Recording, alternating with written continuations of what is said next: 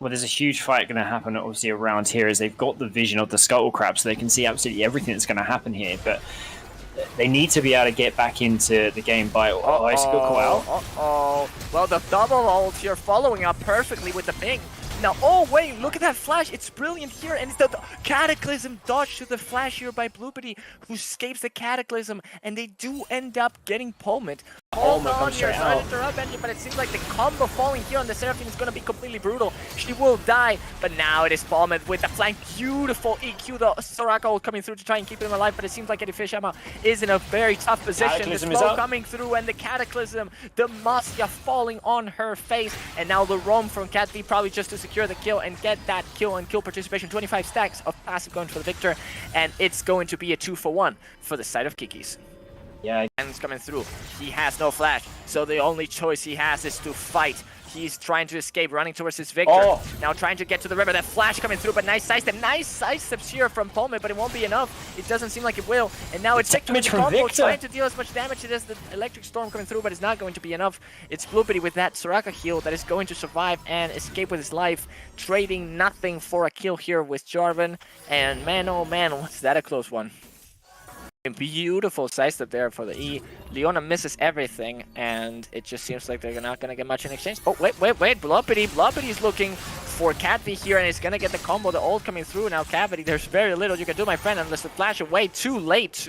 Too little, too late. And meanwhile, the Cataclysm on the top side of the Sango is going to lock down the Kai'Sa, who falls victim. Now, it's all on Blueberry. He has the damage, and he has the Soraka.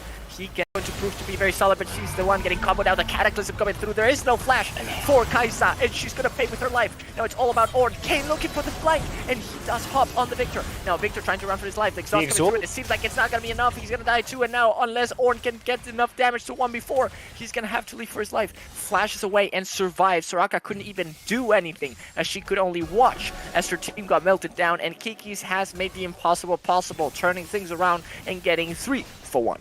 Here and now, tables have clearly turned in the favor of Kiki, who's now looking to collect some more kills. But the W from Blueberry is going to turn things around and say no to those who... Oh, and he's looking for more. He is too greedy. He flashes in and is going to get nothing. Beautiful. Oh my god, but what am I watching? The ult now coming through here, and it is just inting after inting after inting. They woke up today and it seems like they are never going to surrender indeed. Both teams battling out, and look at that flank! Blueberry's going to send the bot lane to hell to say hi to Ares from his part, but meanwhile the combo, the Cataclysm, beautiful, landing on 2 people. It is now all on the, oh my god, on the edge to deal all the damage. He's melting and destroying at his path. This might even be a pentakill for him. And now this brutal triple kill. It is Ornn who's staying, maybe to peel. Nice, Ornn, oh, the back lane again exposed to the Kayn. Aatrox is TPing in. He is getting CC to dead, no damage coming through, and this clearly doesn't look good. The flash coming from Leona just to get killed by someone else. The flash here from Pig, who's gonna try and get the kill on the Soraka, who can't do much. The Cataclysm, but look at the knock-up, and it's not going to be enough. She's gonna fall down, but things may be turning around here unless Kai'Sa dies quickly to the Victor, who's dealing a tremendous damage, has to flash away, maybe a bit of a safe flash knockdown. She's gonna die without a fight. Now let's see. Ooh, Seraphine getting melted too, but it's the problem now. The Aatrox isn't there. He is trying to go back. He is backing. He doesn't have the TP up, so it is a fight they can win. And instead, it seems like they're struggling a bit. It is no Kai'Sa on the rift. Now it's Leona too that has died. Ornn is trying to run away, but is not gonna get anywhere. I don't think Kayn should re-engage there. He's gonna leave too. It is not going to look good. It seemed like they had an opening there to make something. He's getting destroyed by the Ornn. But now it's Victor on the backline getting melted as well. Beautiful combo. This might be it for the side of HP. But the Aatrox is dealing so much damage. But Bender's in the backline as well. Yes, it does look that way.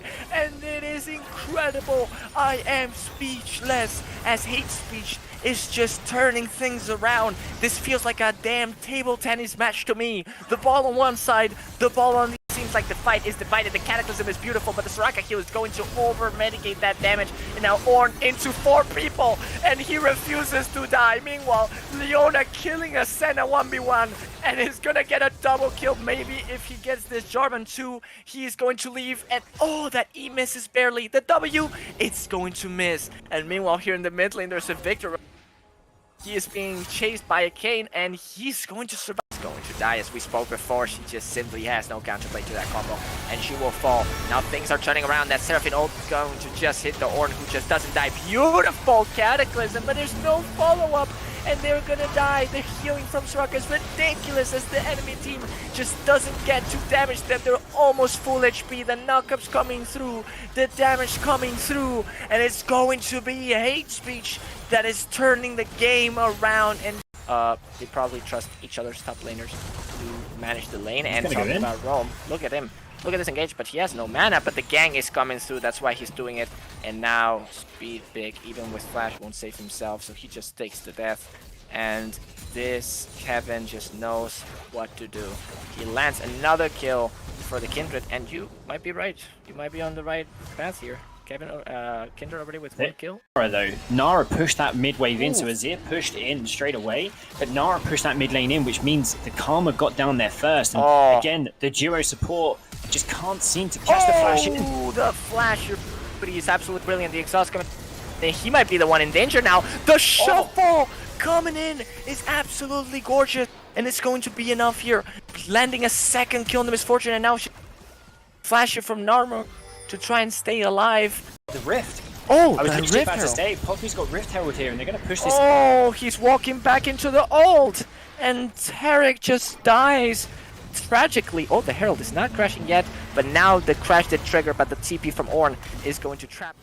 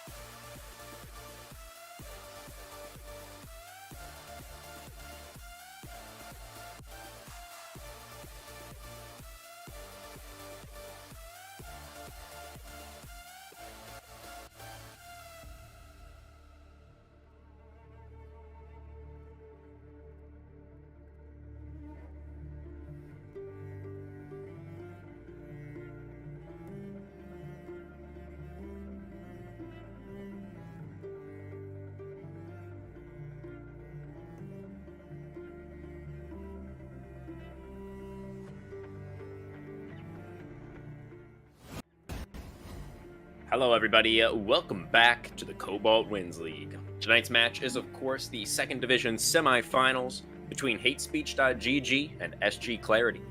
Hate's opponent in the quarterfinals unfortunately had to forfeit their match, and as the first seed from Group B, Clarity had a bye in the first round, so it will be the first showing in the postseason for both of these squads. There is a lot on the line as the loser tonight goes home, and the winner finds themselves in the grand finals. I am Chris Crewman. Joining me for the call tonight is San. We're going to have some fun with this one. You ready, sir? Oh, I'm ready to rock. We've been casting HPeat before. I'm dying to see what they can deliver here today. I've been checking a little bit on their games lately. Looks like they're trying some nice stuff. They're trying some nice interesting picks in the mid lane. I'm looking forward to the draft. Yeah, preseason is always an exciting time, right, Sans? Before the pros really show us what's what, everybody kind of throws stuff at the wall to see what sticks, to see what they can come up with as being new and exciting and powerful, of course. And having these competitive games just sort of amps that up to 11, I think, because these teams are extra motivated to try and pull out, some unconventional strategies that might catch their opponents off guard. I think preseason has showed us a lot of different play styles. I think that people were really overrating the tanks. I do think there's quite a bit of counterplay into those. However, I think Mundo's just absolutely disgustingly broken. I'm just gonna point it out here. Mundo, Message to Riot Games, please do huh? something about it. Having 600 AD is a bit too much. No, I'm kidding Seems though. like But a lot. I, I'm really wondering if they're going to pick up the Mundo, if they're going to pick up these tanks, if they're really confident in those, because I think that there's quite a lot of counters, especially bruises in the top lane that can build the Blade Rune King, can go for that max HP damage. Yeah, definitely. There's so many new tank items, right? It's very exciting that they've given us all these new tank items to play with. A lot of them do seem extremely strong, but honestly, I have been seeing a lot of bruisers building those tank items as well. So while I do think tanks are extremely powerful right now, I don't think that they have necessarily a monopoly on those new items, on being able to tap into that potential. Somehow the bruises are always using other classes their items. I don't know how this Funny is how that possible. It just keeps happening. Heartsteel on bruisers, I don't see that much. I think Heartsteel is really only meant for tanks. However, the Jax show on these bruisers is absolutely insane. Especially on champions like Jax, where you already get some extra armor and magic resistance from your ult. It even amplifies your item. Oh my goodness. There's so many ways to play around this. We are going to be getting into the champion select for our first game pretty soon, everybody. It is going to be a best of 3 tonight, of course. And here we go. Looks like we're going to transition over now. We are going to have hate speech, I believe, on the red side for game number 1. We will have SG Clarity over here on the blue. And here we go, San, into the draft. See if we get that Mundo ban or possibly a first pick. From what you were just saying, it sounds like he is likely going to be in here somewhere. Well, I would hope so, honestly. In fact, I would expect it, but I've been checking around. There's a lot of different champions being played.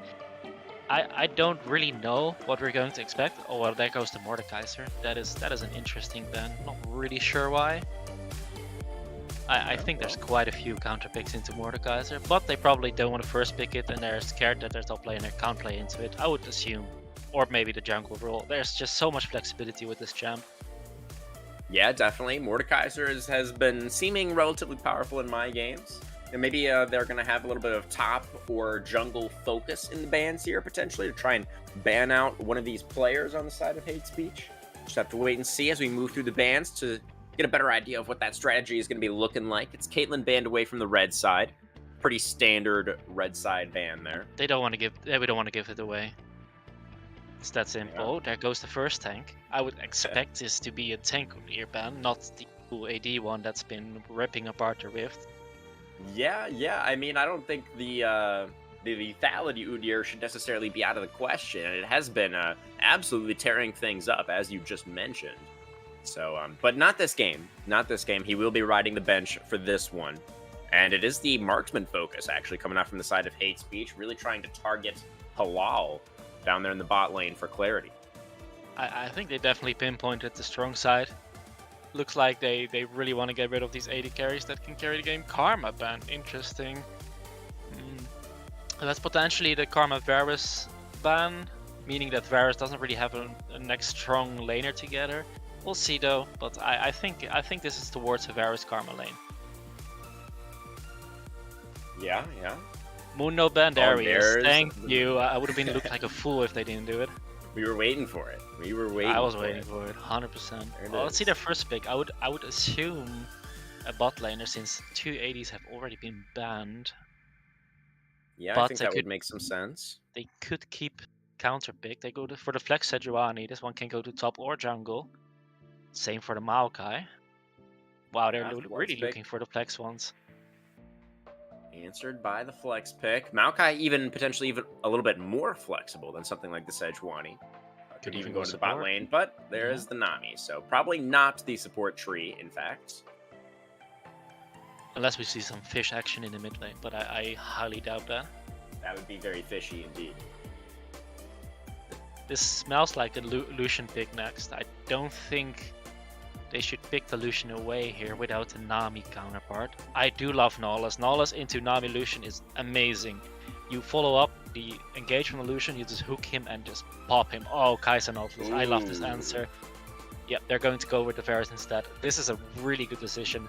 Much stronger than Lucian actually. In fact, a lot of people don't realize that Lucian Nami doesn't really have that much power in lane. They only get stronger once they get their levels and one item. Before that, it's a bit iffy, especially against supports like Nautilus. And as a Jaxpan, that's just that must be a Maokai top lane then, I assume. Most likely, yes. Could still be jungle potentially, but I am also predicting the tree in the top lane.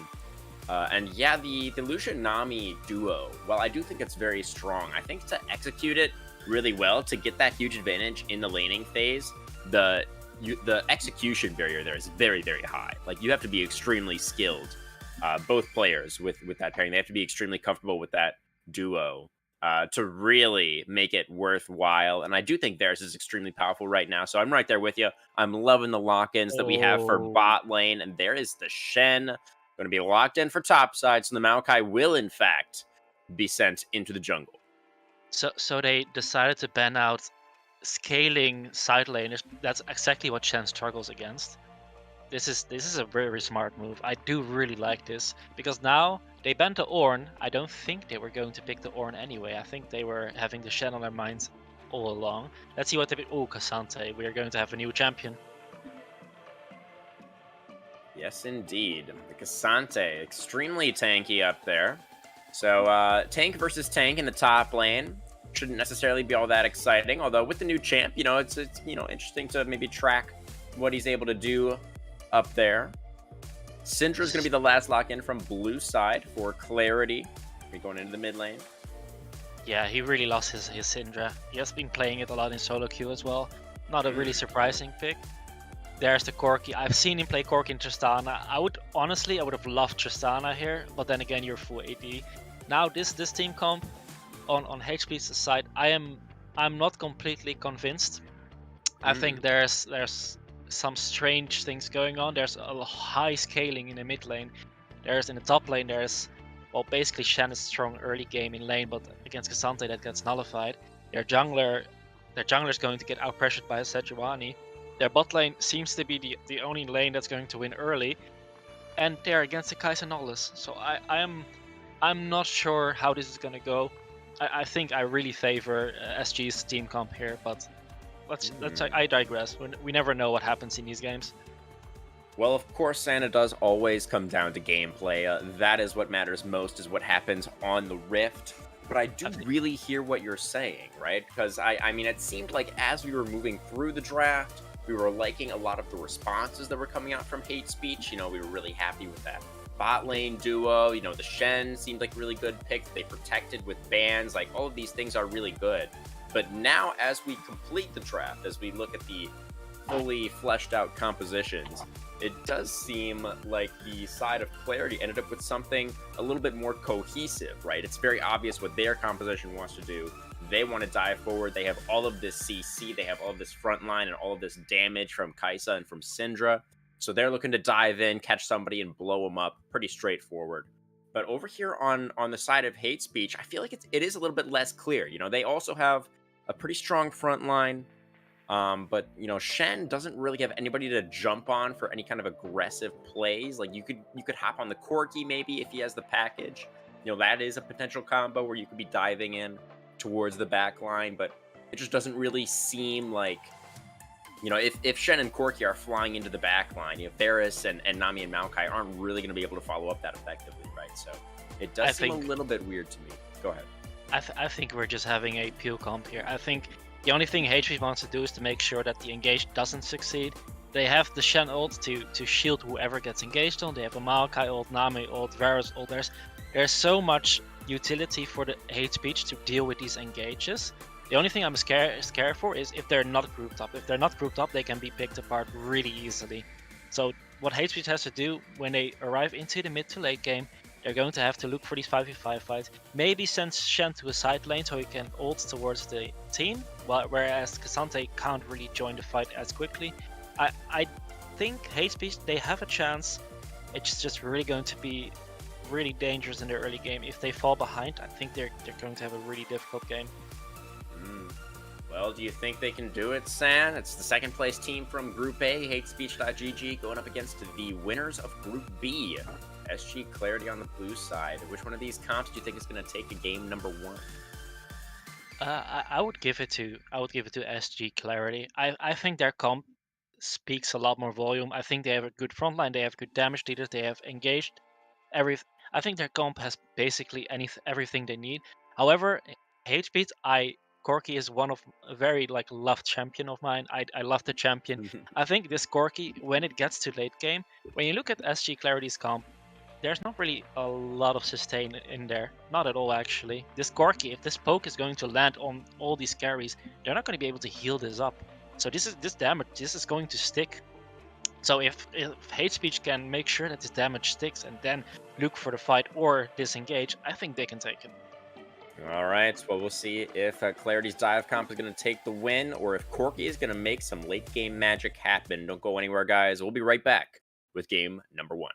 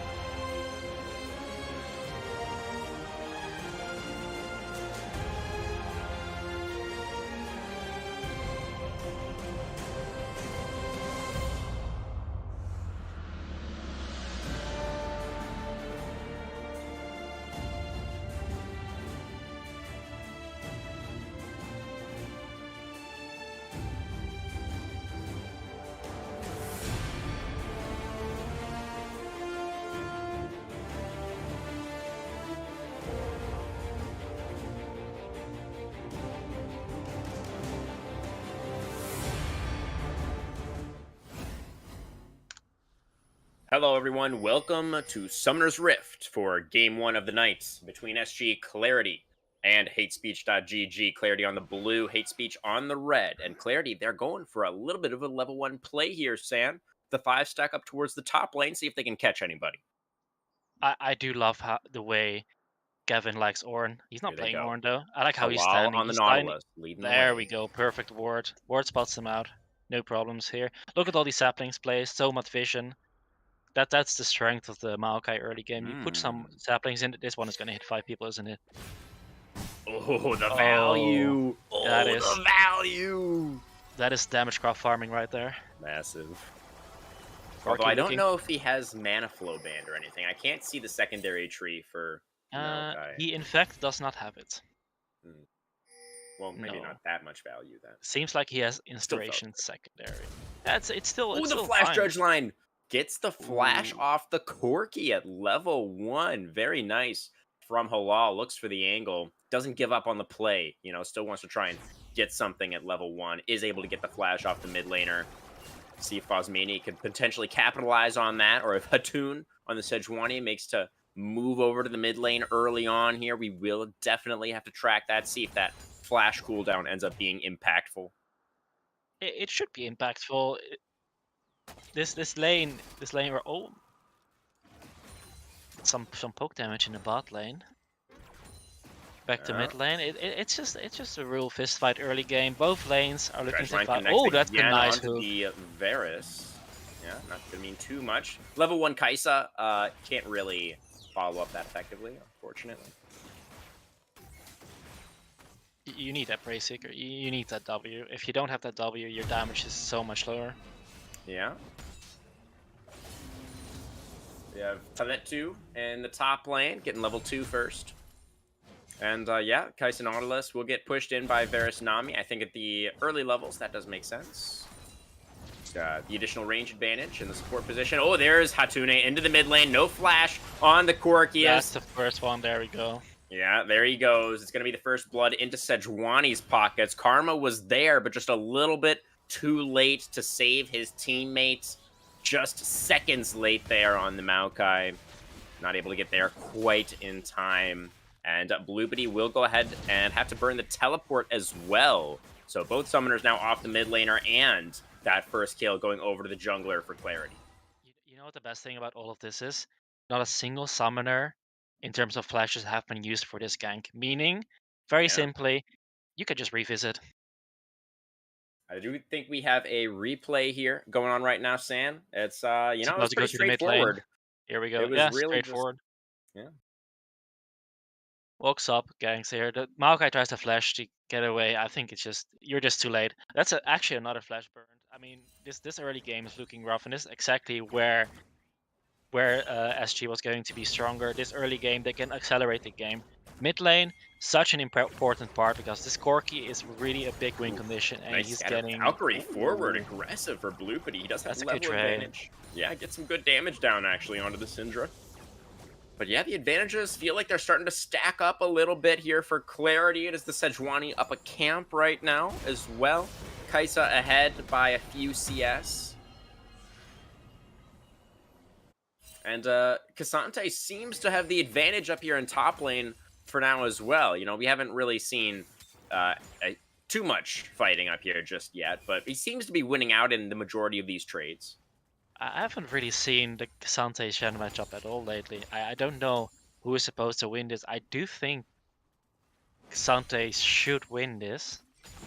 Yeah.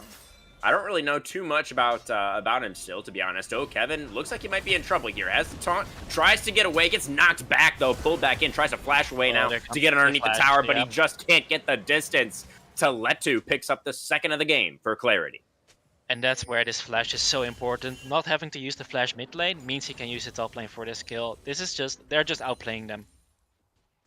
Yeah, it's Hatun, right?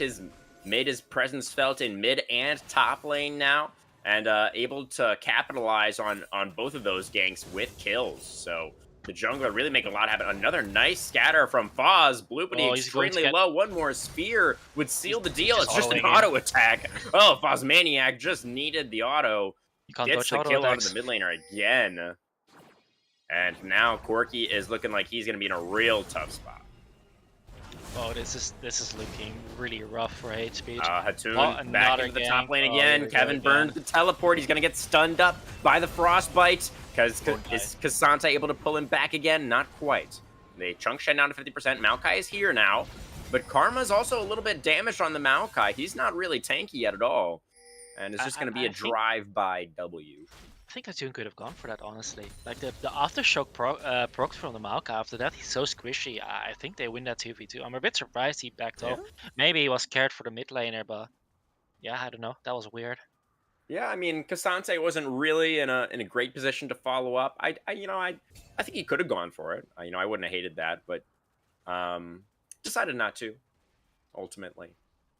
We do have the first dragon alive on the map, so these junglers have to start thinking about that. If you go for a fight and end up losing in a significant way, then that will start to mean giving up objectives, giving up more advantages to your opponent.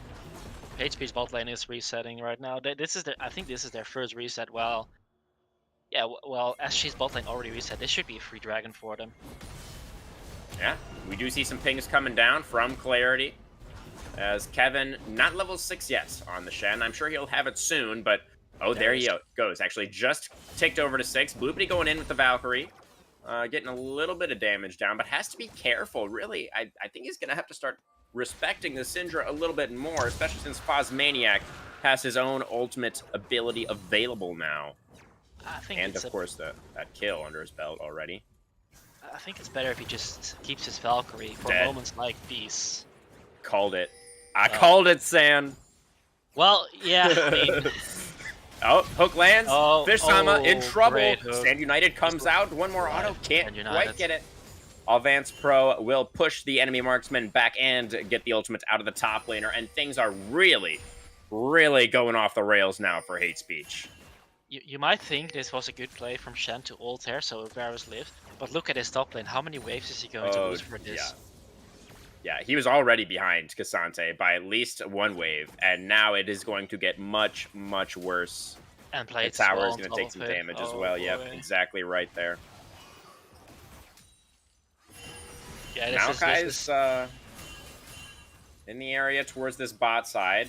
Doesn't have a blast cone, though. Would it literally have to flash over the wall, which I don't think he wants to do. No, definitely not. I don't even know if they win that 3v3 right there. Remember, Varus has no summoners. Yeah, it would be very suspicious, I think, going for that play. Bloopity. Valkyrieing forward once again. Someone needs to disable his W key. I know what he's trying to do, right? He's trying to proc that first strike. He wants to get some gold. I think it's better. Just farm from a safe distance. Keep your Valkyrie for whenever you're getting ganked. I think that is the best way to play now. If you're Valkyrieing forward and Sejuani's right there, you just die. I do. Oh, that dredge line just by a hair. Just by a hair, it went wide. The Chain of Corruption comes out now. Gonna lock up the Kaisa as well. Halal flashing away, trying to stay off the arrow. Connects. Fish Sama gets Hate Speech on the board. Tidal Wave comes out. The flash away for all Vance will keep himself safe. And now the top laners scrapping it out. Maokai's down here. Gonna lift and play on the Kaisa. Twisted advance underneath the tower. Bramble smash into the arrow. Fish Sama picks up number 2. And now the Varus could start to become a threat. It's this bot lane. It's their only strong side. As we spoke about in the draft, this bot lane is the only side they can play for. They can try to do something. Duo Varus though, it's massive. The only issue is I don't really see how he's going to live against the Syndra, but we'll find out. This top lane wave. Oh, and we go into the replay. It's just a simple 2v2 here. The hook misses. That's the key to go in on the Nautilus. Varus is so strong early game, fully lethal tempo stacked, and there you just get the kill. Yeah, definitely. And I have to wonder, maybe if Kaisa didn't stay in range of the Chain of Corruption, like maybe she could have tried to avoid taking... Oh, that's the ultimate back for Teletu in the top lane. Glacial Prison connects as well. And the duo, the tag team, Teleto and Hatune, taking some more names in the top side. Out of the replay, straight into a top gank. The top lane is live. This Herald putting down. There's no TP on the Shen. This tower is going to fall. It's gone. Are they going to hop into? Are they going to help him? No, Sejuani wants to keep the pressure. I do like this. Most junglers, where they're leaving the turret up. I think, yeah, they want to keep the pressure on the map. Yeah. There's still 2 plates on that, so it would take far too long, actually, to try and whittle that down just with auto attacks to try and get the rest of it. It would take way, way too long, so... Yeah, just getting some damage down on that turret. Sejuani moving into the river, going to take away that Scuttle Crab and maintain her lead in the jungle. I do think, yes, that I agree this is the correct play. Yeah, I fully agree. The plates, 2 plates left, those are so tanky. Oh, that is the package. Blue, but he just went for it. He has his W to get back out now, but he kind of just used everything to get not a lot done. Puts an advance here, though. Karma is here. Phosmaniac in trouble. It has the unleashed power. Can't quite get the kill. Oh, Flashing no. away now, trying to stay alive, and Hatune is here. And he is absolutely the stronger Oh, jungler. He is stun. 2 levels up on the Maokai right now, and he should be able to Shen cut ult. down There the you go. tree. Oh, Stand to stand united, though. Yeah, Kevin is going to make his way into the mid lane.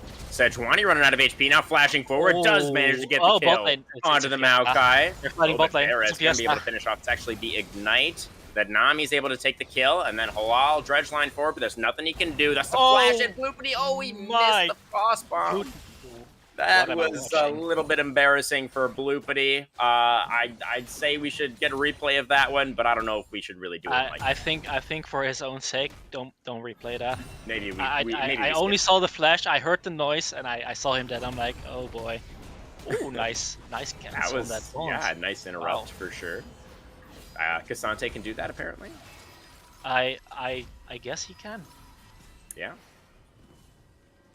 Dragon number 2 alive right now, actually. It's a Hextech, our 2nd dragon this game. Looking at the gold difference, you can see it. Mid lane, it's piling up. It's a battle between mid lane and bot lane. The bot lane on HP side is looking pretty good with a 1500 gold lead on the AD carry, but there's also about a 1200 gold lead in the mid lane. The jungle difference, the 2k gold lead.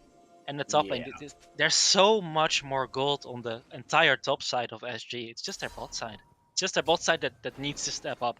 If they can stop the bleeding from bot side, they can take this game away. But I think HP's bot lane, they're playing this matchup phenomenally. All right, so it is the shield bow that Fish Sama has went for on the Varus. So it is going to be the on-hit variety, although personally, this would not have been my mythic of choice. If I'm building on-hit Varus, pretty much okay. Hang on now. Hatune is going to find Bloopity in the jungle. Corki, you are not on the correct side of Summoner's Rift. What are you doing there, Bloopity? Where is he going? Where are you going? Well, now he's going to the Death Chamber, so that's where he's going to be for the next 20 seconds or so. Dragon is alive. Hatune charging forward. Already used the Glacial Prison. We did use that to take out the mid laner, so not going to be able to catch anybody else necessarily. The enemy jungler is still alive, so we could see a contest here. Nature's Grasp available as well, but the Arctic Assault over the wall. Going to get the Stun Scatter connect onto the support as well. And that's going to be a Maokai starting to run out of HP. Sejuani also extremely low. Yeah, Varus is strong. Halal on the front lines, getting chunked out. The flash forward for Fish Sama. He lands the arrow. He gets the kill. It's going to be another kill onto the mid laner as well. It's huge for the side of Hate Speech as Varus picks up a double. Now, Alvance on the Kaisa, trying desperately to run away to get back towards this mid-tier 1. He's not running towards the turret. He's just heading into no man's land. He's flashing away. He's trying to live. He's still running, but he's going to take an arrow to the back. And there he goes. Fish Sama, 6-0 now on the Varus. Remember, Shieldbow, great choice. Yeah, I was about to tell you. What do you think about Shieldbow now? Imagine Shen ult was not even up for this fight. It just came up after the fight. So even without the Shen ult, the 4v3, I do think SG blowed a lot of their main engaged ways, like the Sejuani ult, and also the Nala. So I don't think they had really a way. Let's go into a replay and see how this went, because I thought this was a 4v3. I thought it was winnable. Yeah, I mean, it should have been. Sejuani charged in there. And, clearly wanted the fight, wanted to go for the engage, but yeah, it was the on-hit Varus, maybe just a little bit more damage than Hatune was expecting, because he did run out of HP very quickly. That's the cleanse for Fish Sama. He's in trouble. He's got the stand united as well to keep himself safe for now. All Vance, the killer instinct away from the taunt is very nice. Fish Sama will get hit by the dredge line. The ignite comes down, and there goes the shutdown. It goes into Hatune's pockets. Now the Arctic Assault to try and escape now. Going for the retreat. Teletu is here on the Cassante. Tidal Wave comes out for the knockup. Kaisa barely surviving. Kevin in the back line not going to be able to survive. He goes down. Karma, the Maokai, next to fall as Elvance picks up his first of the game. Narnor now, the Nami, is the last man left standing in the bot lane for the side of Hate Speech, and I don't think he's going to be swimming for long. He's going straight down there with the other fishes as Teletu takes him out. The Ignite, Elvance is dead. He is dead. Oh, and the turret takes out actually the Nautilus as well, so Narnor manages to get himself a double on the way out. Well, that's his Imperial Mandate. That's, at least he got something back for that. But this is where you say bot cap, right? You're 6-0 and you get the entire enemy team on you. It's just nothing you can do about it. I do think the two trade back. Oh, ooh. Nice try. It's okay. We won't say anything. Oh, it's a nice try. If he hits that, he probably kills her. Sure, yeah. I don't mind going for it. I don't mind looking for it there. Oh my god, this Corki is just so weak. Okay, the jungler is just mollywopping him. Hatune made that look very easy. Yeah, thanks by the way. Nice, he's 0-5. It's yeah, I mean it was Mythic Sejuani completed, you know, at same level as the Corki, who has an unfinished Muramana. So yeah, it just wasn't really a fair fight. Yeah, this Corki, he has practiced quite a bit of Corki, but he's playing it like he's an assassin. I think when you're playing Corki in mid lane, you just have to sit back a little bit, especially when you blow your flash so early on. It's making the game really difficult. But remember, their bot lane is still really strong. There's still ways for them to come back into this game. They just need to stop the bleeding. You just need to relax, play around their bot side, and hope that they get into the late game where this Corki can pop off. Yeah, the Rage Blade is going to be really huge for Fish Sama. He might actually have the completion on that right now, potentially. Has to be, right? Why would he go back otherwise? There we go. Yeah, so that is big. He has actually almost a full item advantage over his opponents, over Elvance's Kaisa. So he is, as you said, extremely strong. And we have a couple of minutes actually still until the next dragon. So no team fights. Okay, just as I say, the Glacial Prison directly onto the Corki, but that's a lot of damage. It's Halal locked up under the tower, and Fish Sama gonna get another one. Oh, they overextend a little bit. And it goes to Corki. The side of Clarity in the mid lane. And yeah, Corki gets his first kill finally. Some much needed gold for Bloopity. And that was just a little bit too much from Clarity. I think I did, yeah. Nothing's going to happen. 1 second later, they try to dive without any objective. Like the instantaneous curse there, yeah. My bad. Sorry about that, Clarity. You know, I haven't cast for a little while. You know, and there I goes forgot. Another one. Yeah, he's dead. The arrow you lands. completely jinxed it. There, no way. This is bad. What's going on? You can't blame me for that one. Come on. No, that was the classic AD carry moment. Don't walk around. It's a shame. I mean, the first one was game, it's starting to really look like an uncontrolled mess now from both sides. Like diving, I don't really see how you can ever dive a team with a Shen, a shield bow, and Maokai as well. Like we're going back into the replay. Let's try and get a handle on what they were thinking here. Well, first a little bit of bot lane fighting, then they try to dive. I mean, Shen ult is still up here. I mean, he doesn't even end up using it. Yeah, he doesn't even end up using it. It must have been they didn't realize how many members were there for Hate Speech. That's what I'm thinking must have been the situation. They thought it was maybe just Varus and Nami underneath the turret there, not realizing there were so many more threats in the area. Bloopity has the package now. That's a lot of damage onto the Kaisa, who will be forced to back away just before the dragon spawns. That is 2-item Corki. Going 1-6 doesn't matter. You get a 1k shot. Oh, they're going in again. Connects, yeah. Tidal Wave comes out, package used, Bloopity has the depth charge on him, has to immediately back away towards the tier 1, Halal flashing away, trying to stay alive. Herald has been summoned, I don't think she's going to be able to charge though. So the eyeball does get popped, no casualties in this fight yet, besides Shelly. As the Dredgeline does connect onto Bloopity, who has no Valkyrie, but the Chain of Corruption connects Atune. Oh, this Varus is so strong, and Vish Sama just takes him out. And now Bloopity underneath the turret, one more auto, does manage to get it, but gets ignited, and he will die to the Ignite. Oh, he's getting Shen ulted. really He's not alive. tied. Then United. Oh, the stand United keeps him alive. Absolutely massive. Taunt not going to connect. Wow. Killer Instinct away for Alvance, and the shield barely is enough to help him survive the arrow. Teletu now is in a losing battle. They're outnumbered. They have to back off, I think, from this one. Give up the objective. And it's another fight win for the side of Hate Speech. And just like that, they turn it around. I don't really. Ooh, the scatter connect. Arnor, the unleashed power. Cosmaniac picks one up. But Fish Sama is here, and Fish Sama actually not even really needed there. Bloopity. Like you said, the two items, Corki is definitely online now. This is what I was afraid for. If they can't continue their lead, this Corki is becoming an issue, and now the damage is starting to come in. This Varus made sure they survived the entire early game. They're forcing too much. I think the only thing they had to do was just play around objectives, don't engage under turret, but they're so willing to engage on all these situations. Like, I do love their early game aggression, but right now they're overforcing so much. They use so many summoners. Yeah, and they have given over a lot at this point to the side of Hate Speech, you know, who had such a rough early game, almost, you know, pretty much across the board there, did Hate Speech. But just like that, you know, we're 15-15 on the board. Fish Sama, though, in trouble potentially. The depth charge comes out. You can't cleanse that. He's going to try to flash away.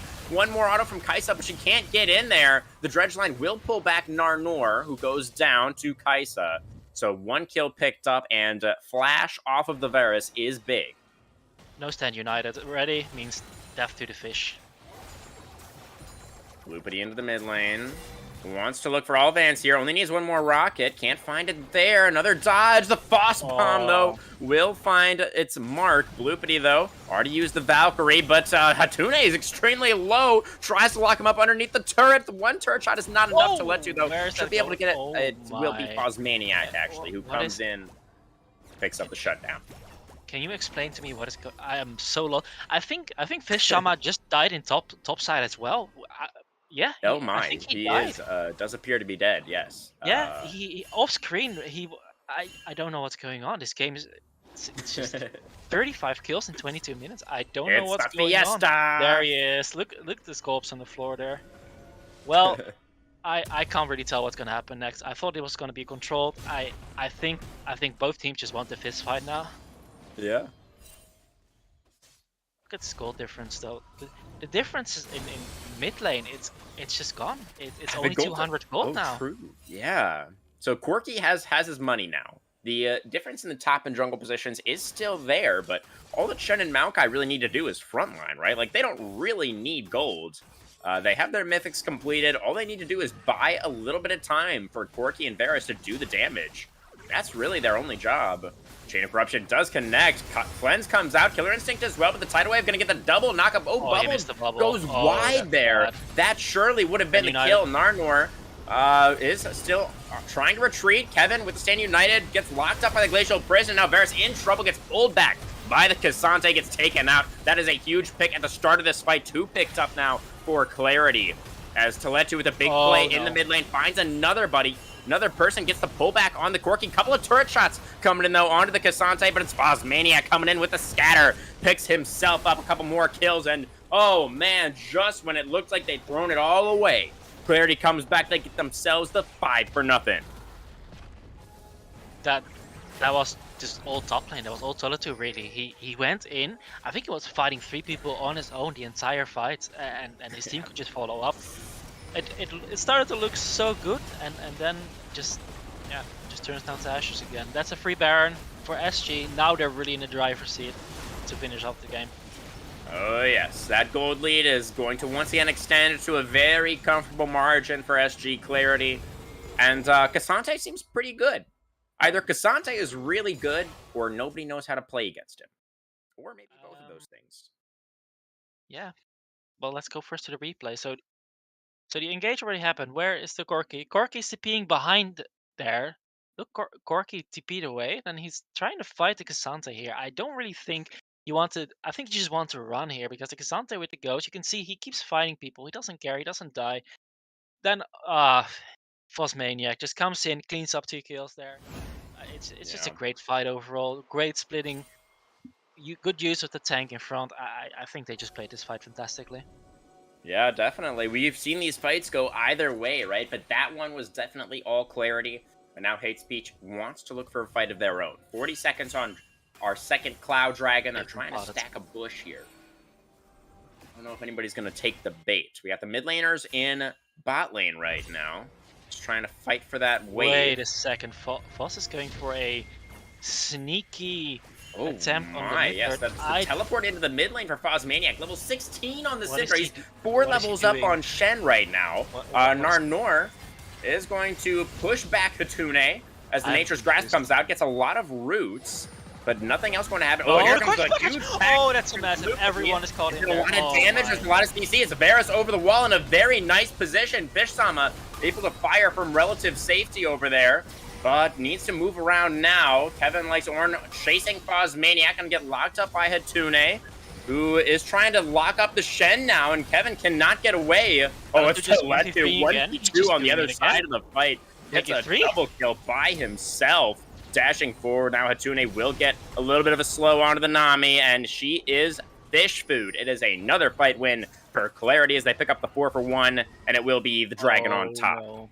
Oh, could be a 5-for-1 here. Bloopity, no way home. There he goes. Almost able to get one back onto the Kai'Sa, but not quite enough. Initially, this fight looked amazing. The Corki package caught everyone. I just think Tele2 just 1v3 again. And here we go into the replay. Let's see this fight. So you can see it's just two fronts again, right? Tele2 is 1v3ing once again.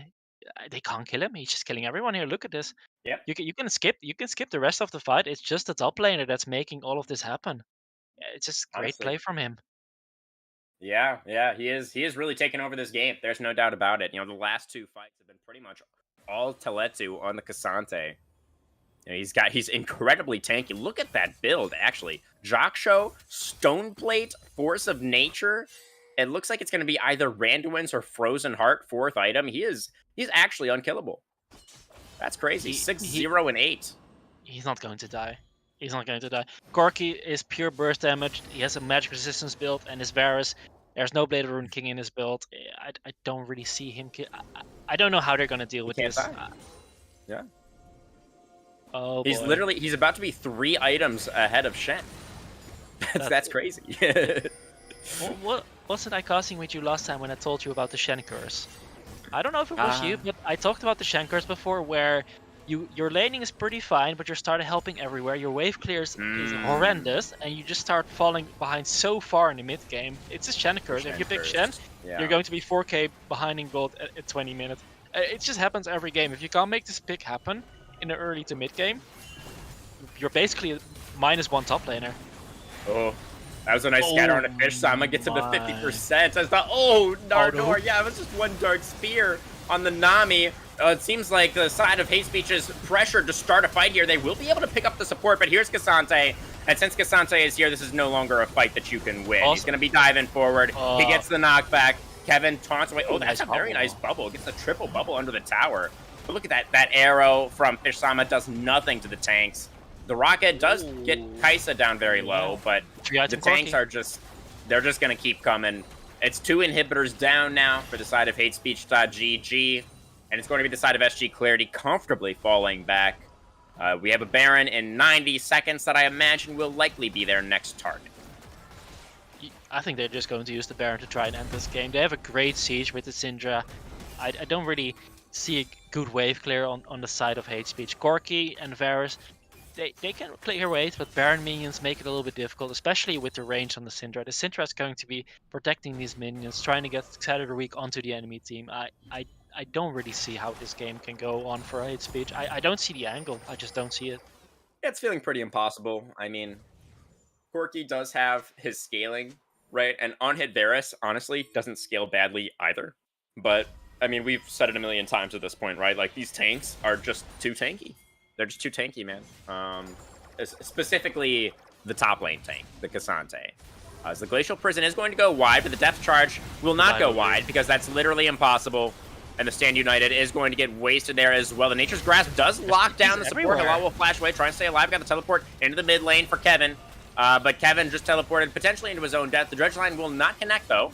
So he's going to continue trying to retreat. Killer Instinct nice still sidestep available from for all Vance, but that's Karma flashing forward, actually. A lot of damage down onto the support, who will drop, but that will be the Shen in return. A 2-for-1 fight. Clarity on top once again, as the side of Hate Speech limp back towards their fountain. Cassante chasing them all the way there. As the wave is coming in, I don't think they are going to need the Baron, actually. San, I think they might just go for the Nexus right here, potentially. The 4v3 in the base. Nexus turret's under fire. Maokai going forward with Twisted Advance, but only onto Cassante, who is, again, unkillable. There go the Nexus turrets. It is a Corki alive once again, but he's losing the rest of his team very, very quickly. He will get a kill onto the enemy marksman, but there's Hatune flashing forward, finishing the game as strong as he started. Some excellent facilitating from the jungle. And in the end, a fairly dominant 30-minute win for SG Clarity. It was dominant for about 25 minutes. I think 5 minutes where the dominance wasn't shown was them basically just throwing the game. Kind of in the middle, yeah. Just a little in the middle, just a little bit of iffy gameplay. Honestly, you can definitely see the Syndra priority. He plays it a lot in solo queue. He feels really comfortable on it. He played this game phenomenally. I do think definitely the MVP for this game goes to the top lane. He took the game. Look at his damage graph. Look at that damage graph. AD carry who? Excuse me? Top laners, baby. Yeah, I mean, Fozmaniac as well should get an honorable mention here. 13, 2, and 9 on the Syndra, and did in fact have almost the most damage in the game. Corki actually ended up winning out by like 60 damage or something, but it's Corki, you know, doesn't even about count. 86 damage. Yeah. Teletu has to be the MVP for this one on the Cassante. There's no doubt about it. I mean, Fozmaniac did great on the Syndra. He got himself a couple of solo kills, I believe, in the mid lane. But really, you know, as we got towards those team fights, Cassante just absolutely took over the game. Honorable mention too, Hatune played phenomenally early game. Yeah, so many ganks everywhere on the map. I think he played the game really. I do think if he chilled down a little bit during the mid game where he tried to engage too much, I would have given him the MVP for this game. But I do think that he was overall the most consistent. He was definitely playing out of his mind. The stopgap was a little bit too much to overcome for Hate Speech. But let's hope next game maybe they can answer. Yeah, I agree. We will see if Hate Speech have the answers, if they're going to be able to bounce back. I imagine they're going to be moving over to blue side. So this draft could potentially look quite different. We'll just have to wait and see. Don't go anywhere, guys. You're not going to want to miss the rest of this semifinal. We'll be right back.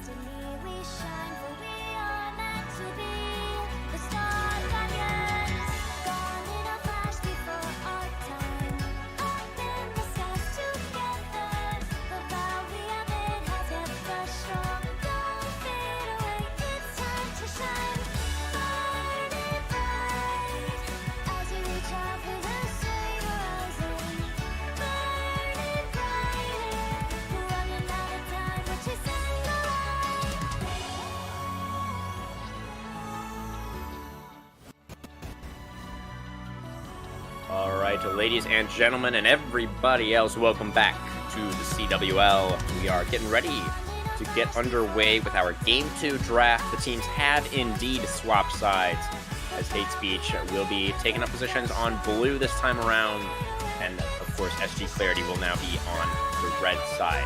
San, what other adaptations would you like to see from Hate Speech to try and make this second game a little bit more competitive? I would definitely like to see a draft a little bit more focused around early game.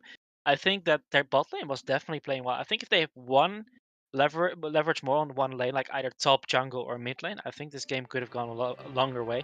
I want them to draft winning sides. I think that's the key to this game and the victory. Yeah, so just not enough priority in that previous draft. You know, they had some good lane matchups individually, but when we put it all together, it just didn't quite work. So we'll see what they want to go for this time around, you know, what kind of adjustments they feel are necessary. In that Game 1 draft, I seem to recall they put a lot of priority on their bot lane as well as on the Maokai. The jungle Maokai was, I believe, their first pick from red side. So, yeah, we'll see how this second draft differs. Should definitely be interesting. I do think that this early priority Maokai, I do understand the flex around it, right? Especially because Sejuani was picked away. But if you're putting it into a jungle, I think you're just going to lack a lot of early game. I want to see something in a jungle that can deal with the early game. Yeah, definitely. So you want something a little bit more aggressive then. Do you have anything in mind, or what do we have in the champ pool for Karma? Ooh, well, I do remember is Sejuani from last time, but if that is going to be picked away, then it's a bit rough. This time, so maybe a Jarvan or a Trundle. I do think those champions are pretty strong early game. Yeah, I could definitely see those two champions. They can fight off the Sejuani. Yeah, I think any of that. I mean, that's all stronger early game than something like the Maokai, right? So I think he certainly has options that he could go towards. Does the jungler for the side of Hate Speech? I think a Trundle would have been amazing last game. Yeah. It's not clear why they were prioritizing the Maokai so highly. I mean, I guess maybe Karma was just feeling it. But... I think the flex pick plus the full tank build is pretty strong. I guess that was their plan, but fielding it into the jungle against Sejuani, I don't really favor the matchup in general. And you don't outscale it. You're not strong at any point in the game really. You're just playing for like, okay, we're going to kite and we hope that our Maokai is going to be more useful. I don't see it working. I think they need to change it up.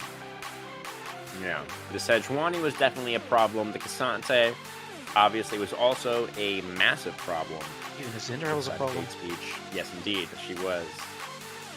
So, you know, we'll see how much of that gets banned away. I don't quite recall the bans that we had in game number 1, unfortunately.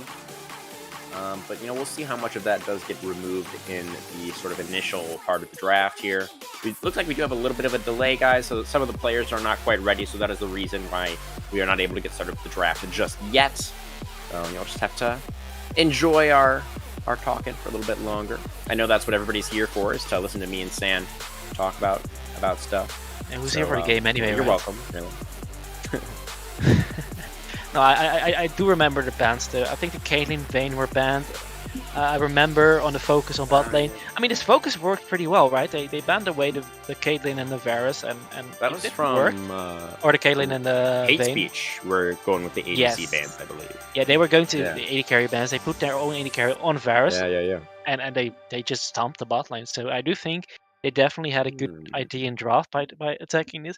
However, I don't really think you need to ban Vayne if you're playing Varus and Mami, but that's maybe just me. Maybe you can drop that ban.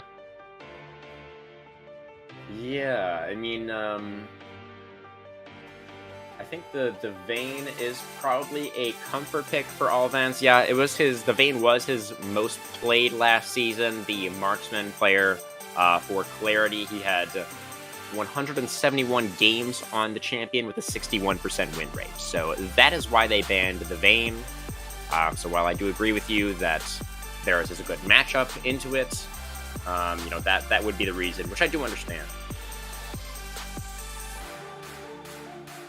Whoever wins this game goes to the final. Whoever loses, though, still has a chance on making any money, really. There's a third place match in Division 2 as well, with a third place prize of 15 euros. It's a nice little skin right there. So nothing is lost if you lose, but obviously going to those grand finals, that's everyone's wishes. So I hope they get it. Oh yeah, lots on the line here tonight, right, Sam? It's a nice get the big money prize pool, 140 euros for first place. That's not too bad. Not too bad at all. Not too shabby. And of course, the all-important bragging rights, arguably even more valuable than the euros. Yeah, those are the most important. Who cares about money when you can brag, right? I mean, really. What does money really get you? Well, Don't a lot of answer things, but but That definitely was not rhetorical. being the champion here. That doesn't, unless you buy It the doesn't entire get you a LEC. win, Sam. Maybe it does. Just field the Okay, entire well. LEC, pay them some money, and boom, you got a win. Well, we'll see if the wallets are big enough for hate speech for them to buy their way to victory. Oh, they're definitely gonna need it. They are definitely going to need not a miracle. I think the first game definitely showed a lot of potential that they can do it. I think it just ended up being a little bit of a draft issue. I think if they fix the draft, if they just make sure to play a little bit more on strong side, I do definitely think they can really fight for this win. I do think we can take this to a game 3, 100%. I hope so. It's the first stream here at the CWL of the new year. I think the correct way to start things off would be with a banger match, one that goes the distance. So certainly that is what we are hoping for here tonight. We do hope that Hate Speech can bounce back here in Game 2 from the blue side, get themselves a nexus of their own, and get us to that all-important, that series-deciding Game 3. Definitely a Would good be start of very the new exciting. year, don't you think? The game is looking like absolute fun, not only to cast but also to watch. I would assume there's just action happening everywhere on the map. People are throwing left and right. It's great. And also because we were denied our quarterfinal, right? We weren't actually able to get a match there. So that's sort of, places even more importance on this match to really deliver. So hoping these two teams can give us a show for the rest of the night. We are still waiting for all of the players to be ready. I think we should be getting into it relatively soon, though. Starting to get a couple of R's in the chat here. I think we're about to be ready, yes. Do hope so. I do hope so Don't as want to get well. people's hopes up, No, definitely in not. case we have a few more minutes to go. We don't want to call it too early. Tomorrow we'll have the next match at 8 p.m. Same time. We have another Bust of 3, the other side of the bracket. And honestly, here we go. Yeah, we'll talk more about the other side of the bracket, about that other semifinal a little bit later. But for now, yes, we are indeed into that Game 2 draft. Let's get into it, Sam. It is the Bane Band once again from blue side. So Hate Speech not changing anything up just yet. A small technical difficulty, I think, with the draft. I think we have the draft from Game 1 up our screen. Yeah, production, if you could just swap over to our Game 2 draft for us. We'll be getting on that just a moment here. Oh boy. We're having some difficulties. Give us one moment, please. So, San, what'd you have for dinner tonight? I actually went to McDonald's. I'm Did lazy. you? I'm really lazy. Yeah, The I was Golden going to make Arches. dinner and I decided not to. Excuse me, what did you say? You go to McDonald's a lot? No, not really actually. Just situational sometimes. And we're Yeah, into yeah. draft and we're having the same Vayne ban once again. Looking like Right. they're not really changing up their bans. Another Mordekaiser ban. Looks like they were fine with the bans. Now let's see if Hate Speech actually changes up the next bans. They banned Caitlyn, Lucian ban, so they don't want to see the Nami Lucian. But are they going Certainly to make no Asante? reason for Clarity to change anything up, right? Not surprising Oh, that there they it would goes. keep the same bans. There is the Cassante, yeah. So at least one of the champions that gave them so much trouble last game, and actually it's going to be the Sejuani ban. Clarity ban out their own jungler. They're worried about it getting first picked. So, There's the and Mundo, baby. Oh boy, here we go. They left Mundo open. Colette. Okay. Oh, that's The actually prophecy has been fulfilled, and Mundo has been locked in for game 2. Kled in response. That is spicy to say the least. That is This incredibly is not going to clever. get locked in. No, this is just a little bit of We do a little tomfoolery trolling. going on, a little Okay. bit of trolling. Unless Timo Jungle on hit, maybe. No. Please, please, No, we please, wouldn't do please, that. please. Where's the Vi vibe? into Mundo. That's okay. Doesn't feel great, but yeah, we'll see. I mean, it seems it goes pretty well with Kled, so maybe it's just they're trying to put together another dive comp. They don't have the Sejuani this time around, and they need Hatune on something that can dive, so Vi it is. Lulu Looks gonna like be the they're not lock gonna in look for for upside then. Oh, Lulu lock in. Big Oh fish. boy. Oh, there's the Maokai again. Are they really gonna? They're doing it Maokai again. Okay, Maokai yeah. Jungle. Didn't look great for Karma of my own in game number 1, but looking like we are going to give it one more try. He does have a Mundo this time. I think this Mundo pick. I do want to say this Kled pick. I really love this Kled pick. This was thought. They thought about this one because Kled's bear trap on a rope. I think it's called his Q. It does apply grievous wounds when you hit it, and it is on a fairly low cooldown, so you constantly apply this healing reduction on the Mundo. It also procs his passive, the passive from Mundo. So I do really see the point of picking this. I want to see how it does in lane, though. I'm not sure how it does in lane. Bans, I mean, Bans looking engaged support on the one side because they picked the Kai'Sa, and more AD carries on the other side because of the Lulu. They banned Twitch and Varus. It's like Amumu is going to be locked in here. I do think that's a good lock. That's definitely a good lock. Yeah. Again, they have great engage. Nice tanky engager to be paired up alongside the Kai'Sa. Solid lock in there for Clarity. Now the Marksman going alongside the Lulu. Both of these would be great choices, the Jinx or the Aphelios. Both I do pair favor along with the that Jinx Lulu here. very, very well. Yeah, thank you very much. Why do you favor the Thank you, Jinx? HP. I think Aphelios right now, in a mobile carry, I know Jinx is also immobile. Once she gets one reset though, that mobility actually increases by so much. And especially since SG has a very engaged comp, if Jinx gets one assist or a kill and a reset in a fight, she can keep going during the fight, right? And there's nowhere to run. Whereas with Aphelios, well, you're just kind of shooting, and well, you kill one and that's it basically. Oh, the Viego. Oh, that's what I want to see. More early game, more strong. Yes, perfect. Yeah, they needed a little bit more damage there as well, I think. I do think the Viego's a great lock-in for sure. And the Jinx for Fish-sama does also mean that we're going to get the lore matchup. Jinx versus Vi, which is always fun. A little bit of arcane action. Game 2. I'm Syndra again. surprised. I'm surprised they left that open. I think they could have. All the way to R5. Phosmaniac gets a Syndra once again. I think I'm a bit confused. This trash ban, I don't think that was very necessary. I think if you just ban Syndra on that, you put him off his pick. It's a great pick. Wait a second. Is that a Viego mid?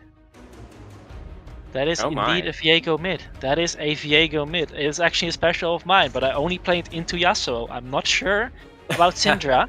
I do know it's incredibly strong against Yasuo because you just permanently take his shield away with your Q. But this matchup, I'm not sure. They definitely want to go out with a bang.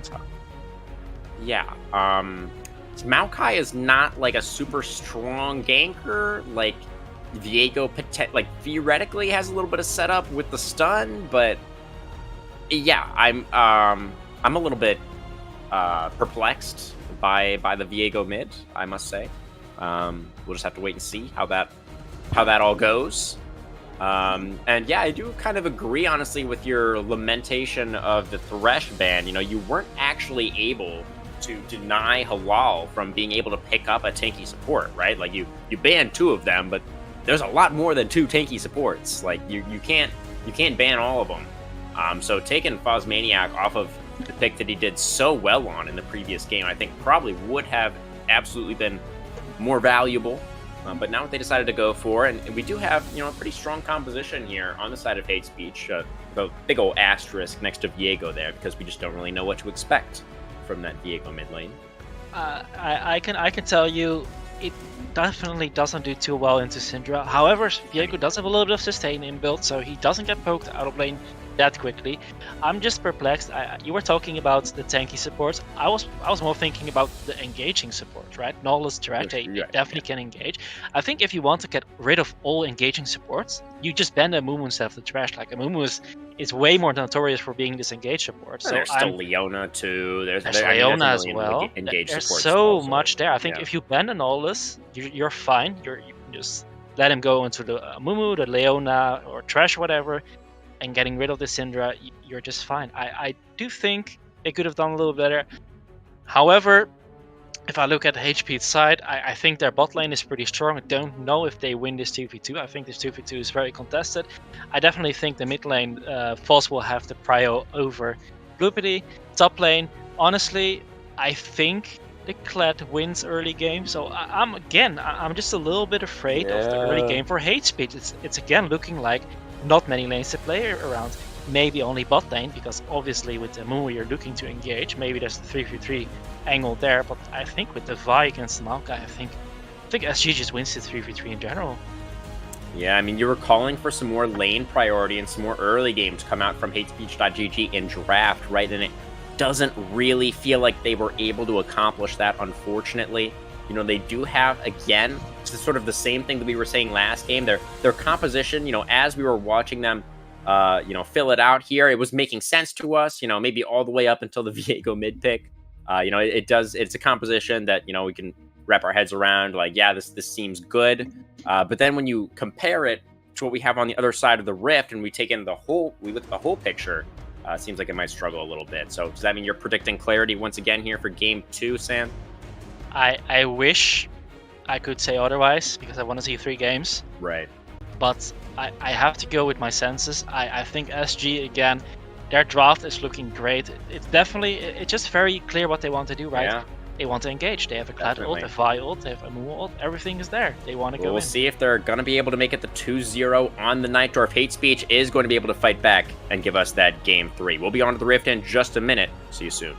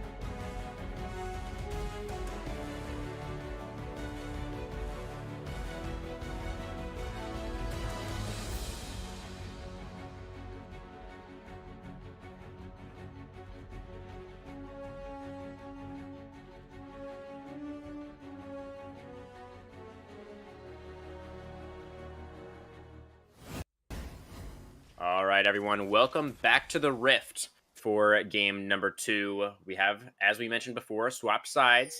Hate Speech on the blue side now, and they have the 5-stack in the bush. Bandage toss in, though. Halal going in for the engage, but he's extremely low immediately as to flash away, and now Teletu on the Kled has been dismounted. He's also in trouble to flash forward. It's going to be the first blood for Bloopity on the Viego mid. Oh, the ill-fated level 1 for the side of Clarity, and the Bandage toss back in now for Halal, trying to lock somebody up underneath the tower. The stolen Kled will not fall, and it will be just the 1 kill going over to Hate Speech to start things off.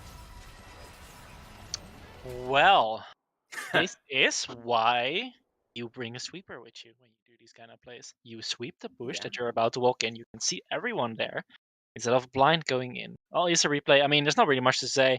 The moment Amumu goes in, it's kind of over already. It was just a blind bandage toss into the tri-brush. Wow, that's a lot of faith from Halal, and he was not rewarded. And first blood going to Viego, so that should make his laning a little bit easier. Did he buy? Yeah, he bought boots, which, you know, could help him dodge out on some more dark spheres, potentially. Could be valuable. Yeah. But Those he's boots taking are a lot of important. auto attacks here. Oh, there we go. There were the boots. He dodged the sphere. Boots diff. Yeah, into Oh, these gosh, kind of another matchups. Oh, yes. Into these kind of ranged matchups, especially when you're a melee champion, those boots will help you dodge. It's the first. Oh, he gets the stun. He gets the level Whoa, 2. Bloopity, nice. the Viego mid, finding an early advantage. And check out the topside jungle, actually, as well. Hatune going for a very early invade. His own red buff into the enemy blue. Interesting choice there. Likely going to go ahead and grab level 3 off of the enemy Gromp as well. And Maokai's going for the full clear, so he's not going to know what happened until maybe about a minute from now. It's going to be a small advantage in the jungle there. That's not too bad though. Maokai doesn't really care about this. I mean, he doesn't really run out of mana that quickly, so he should be fine. Although I want to say this bot lane CS lead is getting a little bit too big. Trading for HP though. Both of these duos, neither one is really that powerful in the early game, as that stun will go wide, and the scatter connects, and Vi is here. The flash for the Q, the Vault Breaker not going to land. The Bramble Smash now, try and create some space, but Bloopity is pretty low. The stun connects, though, and Viego, yeah, he has the healing as soon as that Q missed from Vi. There's not much else she could do. That's really all she has this early on into the game, as Bloopity dashes forward, gets scattered a little bit, but the twisted advance, and Syndra gets knocked back. Karma will get out of turret range, and Bloopity is 3-0 on the Viego mid at 3.5 minutes. My goodness. Viego mid OP or what? I did not expect it to go this way. Honestly, that first blood helped him, and this 2v2, I mean, I just don't know. I think the 5 flash Q was just a little bit too early. The Syndra couldn't follow up. Syndra missed the Dark Sphere as well. I think just missed execution. Yeah, I mean, it was a very aggressive play. It was ambitious. You know, you could see what he's going for, right? If he had landed the Q, I do think that looks different. But you know, it was a high risk, high reward play, and did not go in his favor. So huge lead now, almost 2,000 gold, extremely early on for HateSpeech.gg. And it's all focused in the mid lane. Maniac was such a terror in game number 1, but this time around he is quite far behind. We do have the Maokai waiting patiently in the brush. Karma is going to move forward now towards the dismounted Kled, but they're just trying to get the wave shoved in. Teletu committing the ignite was what prompted, I believe, Karma to move in for the assist. Viego is one of those champions, right, San, where when he gets a lead and he starts to snowball, it is pretty impossible to play against this champion. As Bandage Toss will connect for Halal, Fish Sama gets ignited, Vault Breaker will connect onto the Kaisa as well, and all Vance with the Prey Seeker picks up the kill, and it's going to be Clarity on the board in game 2. Well, it's looking like bot lane is looking for the win condition here on SG's side. Their mid lane, I think they just have to abandon his lane, keep her on an island. I don't think Viego can ever really dive the Syndra. This doubles Yesley in the bot lane plus the kill. Yeah, even the lifesteal. I mean, abandon mid lane. Just abandon it. Play for bot lane. Play for dragons. I think dragon stacking is the play here. It's really interesting, right? It's actually the reverse of game number 1. Because in game number 1, it was, of course, the entire top side of Clarity that got extremely far ahead, whereas the bot side fell behind. And now that they've swapped sides, it seems that the actual lane states have swapped as well. Definitely true. I stand corrected. I think this Maokai pick, it's actually doing a lot more right now than the previous game. That's also I think because the Vi pick, it's a really good early game jungler, but the engage range is just a little bit. Oh, there's a dragon here. Mundo is extremely close to level 6 here, and Teletu is dismounted. I think Kevin could go for something here. He has Flash as well, and no Ignite on the Kled. But Kevin is being very patient. He's just holding the wave. He's letting it get pushed in. Vi is on the top side of the map, actually, as well. But Kevin just doesn't want to go for anything. He's just going to let the Kled go.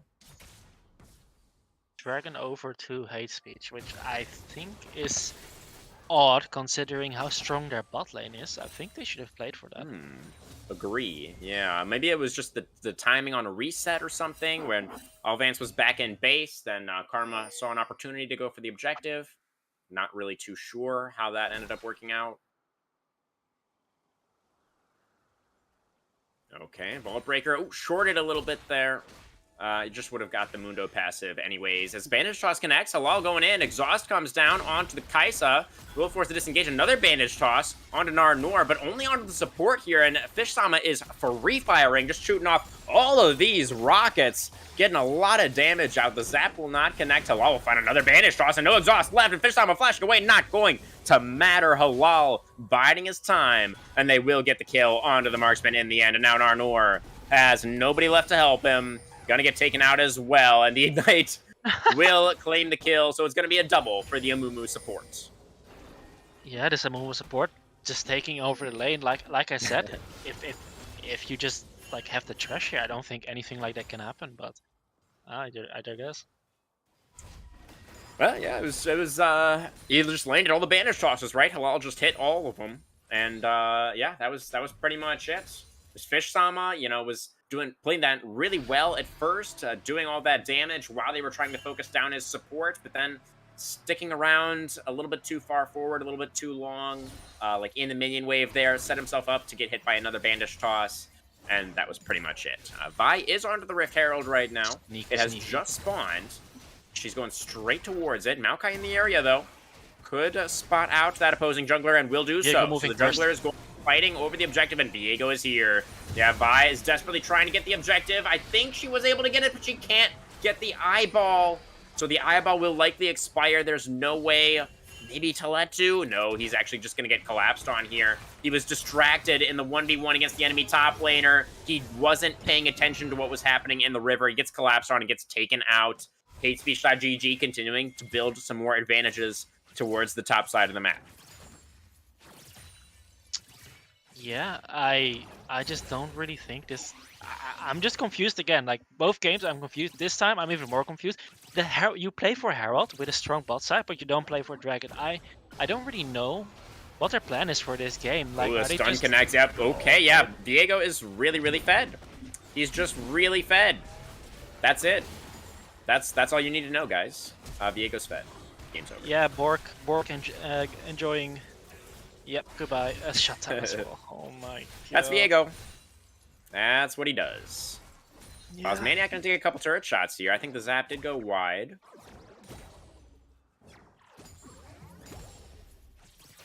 Oh, no Rift Herald available. The eyeball did expire. You know, Vi got the last hit. Oh, don't go for it, Hatune. Oh, he doesn't have the ultimate anyways. He's just clearing out the minion wave.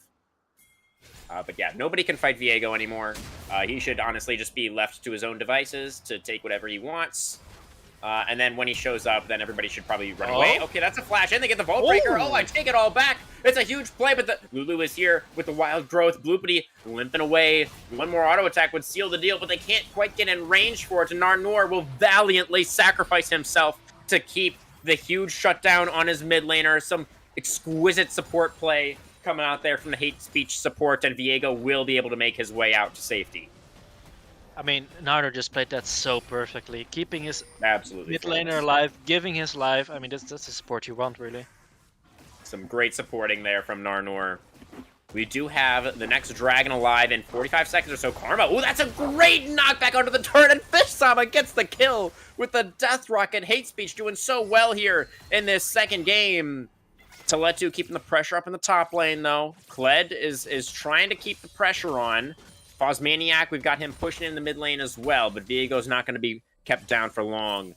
He's going to be able to get that wave out. Narnor, he's back onto the map. He's into the mid lane. He's got the mid laner polymorphed. Bloopity trying to make his way over. Hatune is also here, has the Assault and Battery available. He's ready to go. Bloopity, though, he's so strong. You got to watch the Viego. No, don't flash onto the Lulu. You need to use everything for Bloopity. Hatune, no, where are you going? Come back. You got to fight Viego. He's going under the turret. No. Oh, he does get the Lulu. And Bloopity is actually running out of health, but no, he will. Yeah, Vi's down as well. Oh, they just needed to focus Viego. You don't commit all of that just for Lulu. That's not the play. Oh, it's going to be Hate Speech winning another fight. They get the dragon. I wanted to say something about the bot dive, right, with the Kaisa, but so much is happening, I don't have any time for that. Teletu, here we go again. Ignite down, Bloopity. He's in trouble. He's got the huge shutdown. Teletu, can he get it? He's going under the turret, and he will. The shutdown comes through for Kled. And Teletu, the MVP of game number 1, trying to keep his team in it. I'm lost for words. I don't know what's going on anymore. It's a repeat of first game, really, just fighting every. Okay. Oh, here we go. Carries a 1v1 mono a mono, and the bot side, the killer instinct forward. The Prey Seeker goes way wide right. Oh, Olivance almost had it, but then that last skill shot just not where it needed to be. I don't know anymore. Honestly. Halal is here now. No minion wave left though. They're some likely going to take the reset. They might lose the tier 1 here. Plate's still on for just under 90 seconds, so it is the tower still has a lot of resistances. That last plate may hang on. Actually, you know what? Bloopity is down there to make sure that that turret isn't going anywhere. And now it will indeed be the Kaisa and Amumu that have to back away. You want a little funny story? I'm going to hit you with a nice little story. When the Kaisa got killed under the turret, you know... Oh, I can't. We have to fight. We'll get back to the story in just a second here. I think Teletu is just going to walk his way out of this one. Mundo is also in the area. You're getting out of there, right, Teletu? Oh, he's sticking around. No? I think... okay. Story time. No, maybe not. Can I stop fighting for a second? I think it's good. I think it's safe. I'm good to go. Yeah. So when the Kaiser got killed on a turret, whenever you get rooted under the turret and you're trying to walk away with your cursor somewhere else, you start auto attacking instead. And he got tarot aggro because he tried to walk away but hit someone instead. That's the classic. You just gotta press S in that situation. Exactly. Instead of clicking. You just press S, and that way you don't pick up the turret aggro, you just wait out the CC, and then you walk away. But not able to make it happen there was Alvance Pro on the Kaisa. Did pick up the aggro, did go down, and now he's gonna go down again because Bloopity is here, and he even has a Lulu for good measure. He's gonna get the stun onto the Amumu first here, probably gonna take him out, pick up the body, and then use that to kill the Kaisa. I'm imagining, yep, there's the Amumu. And now Kaisa is gonna flash away, and will actually pick up Narnor. Alvance trying to make something fancy happen, but yeah, nothing you can do against Viego, as Syndra gonna get locked up underneath the tier 1 in mid as Karma finds himself another victim. Yeah. Are we going to the next fight, or? Okay, here comes Kled. Yep, He's we looking are. to pick himself up. Another shutdown onto the Viego again. Oh, but the Viego, he's just so sneaky. He slinks into the mist, They're going for and this, no. there's no way you can dive him like this. You just gotta back away. Even the teleport for good measure coming through from Kevin. And we have 2 minutes until Dragon number 3 would be Infernal Soul Point for HateSpeech.gg. Can you imagine this Viego with Infernal Soul? I don't want to imagine. In fact, I regret even bringing it up. I think he's about to hit 2 items is what, 15 minutes? I don't really want to meet this guy in the dark alleyway, honestly. Oh, absolutely not. Yes, that would be a truly horrendous experience for anyone. As this will be potentially a Rift Herald, but guess who's here? It's Bloopity. Bloopity doopity doo. Goodbye, Amumu. And the Herald was picked up by the Maokai. There goes the Kaisa. 2 kills plus the objective. Teletu will pick up a consolation tier 1 tower in the bot lane, but that's not really going to make him feel too much better, I think, unfortunately. You think Tala2 is writing /FF in the chat? I would assume he is, because that... I mean, yeah. When Viego was 3-0, I think the game was kind of over, honestly, at that point. We're going to go ahead and drop that Rift Herald in mid lane immediately, and it will take that tier 1 down to about 50%. But no minion wave means there's not a lot else that we can do right now. Less than a minute now on Dragon number 3, and it looks like Hate Speech is going for the reset so they can get ready for the objective. We get a nice zoom in there on the tree. All his nice little saplings. Okay, Bloopity. Oh, he was recalling in the face of the Kled, who is the only person that you don't want to recall in front of. He heartbreaks over the wall. The Prey Seeker connects. Killer Instinct not available for Alvance. So the Viego looks like he's going to get away. Kled ult. They're chasing him. They're trying to get to him. Narnor popping the Shrelia is trying to get in range. Oh, but now Narnor potentially in trouble, but Viego's still here. Oh, they absolutely eviscerate the Lulu. But Bloopity is going to mosey his way back underneath the turret.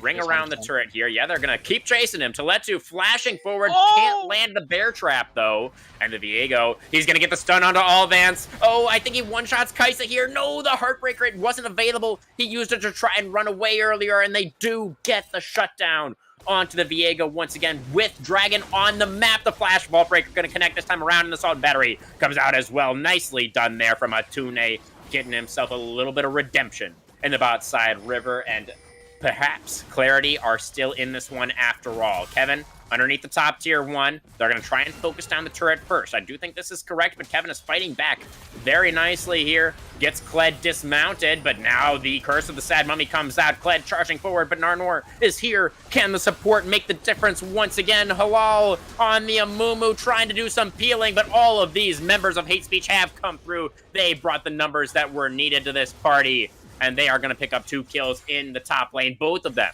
going on to the Mundo. But they will lose the first dragon of the game. Or the first dragon that they lost, rather.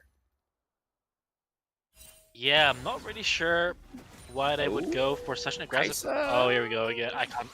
In trouble. I can't talk. Yeah, They just Zap keep fighting. connecting. Flame Chompers come down. Killer Instinct for the shield. Decent. Vault Breaker over the wall. Fish Sama is the one who drops Narnor now. Oh, but Bloopity is here. The mid laner ready to go. Heartbreaker over the wall. When does he have another stun? Oh, beautiful scatter there from the Syndra, but it's just not going to matter. Oh, and the Unleashed Power doesn't matter either because Viego is a champion. So by Fosmaniac. Good attempt. Your scatter was really good. Maybe if that was any champion other than Viego, you could have won that, but unfortunately, it was a little bit doomed. It's Viego versus the world, baby.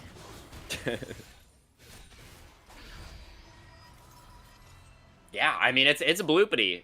This pretty much this entire game is just bloopity. Like he will either win or lose this game. That will happen. He had to show something after last game, right? He's probably fuming. He's probably like flaming. He like, I'm actually good. I'll show you what I can do. And he just picks this Viego and just absolutely tears apart everyone. Oh yeah. Well, he's 11-2 with 2 items already completed and probably quite a bit of gold in the bank. 1,700 right now. So well on his way to that 3rd item also. Well, let's pretty see much how it goes. Next full item ahead of Hatune at the moment. Yeah, we do have quite a while, actually. Well, 2nd Herald is spawning in about 30 seconds, but I don't... Well, actually, you know what? It's not spawning in 30 seconds. That's when Baron is spawning. Yeah, my mistake. Sorry about that.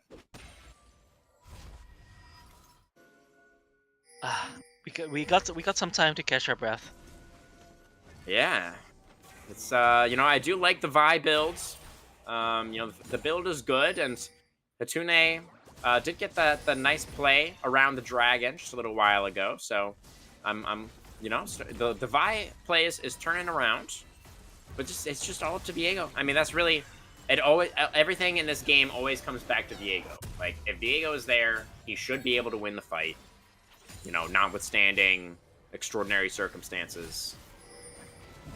They have been able to take him out a couple of times though. Teletu is the only one who has been able to threaten the Viego. He's been able to get the Ruined King a couple of times now. Can he do it again?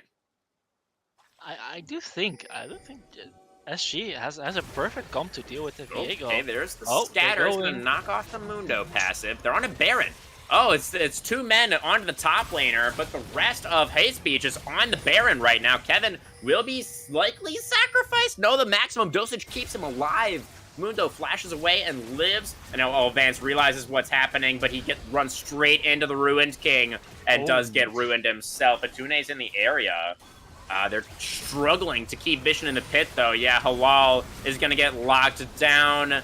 They lose their support as well. They're going to have to give up the objective, and Hate Speech is so strong. There's Bloopity. He finds the jungler as well. He's just taking all of them. He's just getting all of the heads here. Hatune desperately tries to run. It's not going to work out. Teletu all by his lonesome now. And there he goes. It's a double for Viego. I think that's the delayed Quadra, I believe. Fosmaniac, the last man standing right now for the side of Clarity. And yeah, that's the Mundo damage. Oh, here comes the delayed Penta. Over the wall comes Bloopity. And he picks himself up another kill. 15-2 now on the Viego. And it does appear to be a win for the Ruined King, is what I think we are looking at, Sam. The champion just does so well into these scrappy fights. I must say, Bloopity is playing the Viego to perfection, pretty much. The way he's fighting, the way he's weaving around these fights, focusing only one target at a time, not trying to fight 5 people at once. I think he's just playing this perfectly.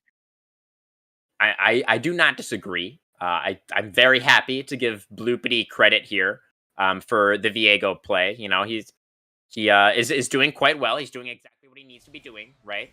At the same time, I do think that a drunk chipmunk could win with Viego when he's this fed.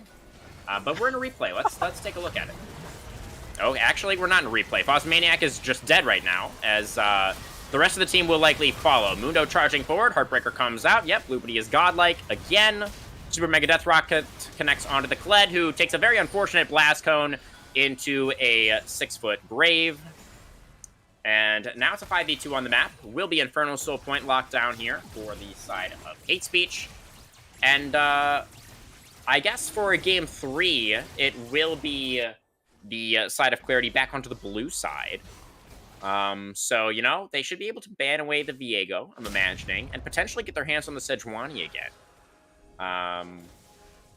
Yeah, so they should be still feeling, I think, okay about their chances in this series, although this is quite a lot of momentum to be giving over to Hate Speech. I mean, we'll see how the game ends, but the Hate Speech has got to be feeling really good right now. I'm just surprised how impactful this Viego pick is. I would expect it into the Syndra to not I mean, really it's just do because he much. got the early lead, right? And then he gets the that's early why. lead, the early 2v2, the early first blood from the 5v5. I mean, he got propelled into this game without really having to do anything, and now it's just a rampage. Yeah. Yeah, I mean, that was pretty much it. The game was over at like 3 minutes when Viego had 3 kills. And there's really not a whole lot else to say, to be totally honest. Oh, there is a small pause going on.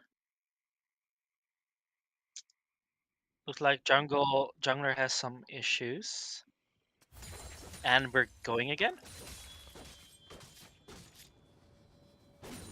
Yeah, so here's a question for you, San. You know, there's something that often troubles me.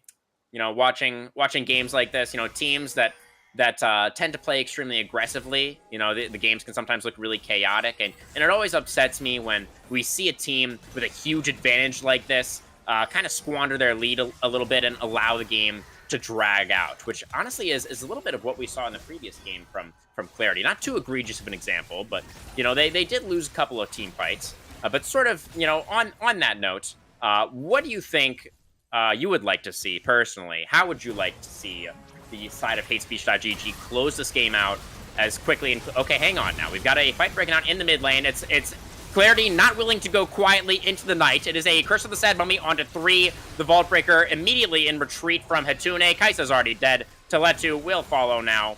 And I guess if the side of Clarity just feed themselves into a meat grinder, that would be one way to close the game out.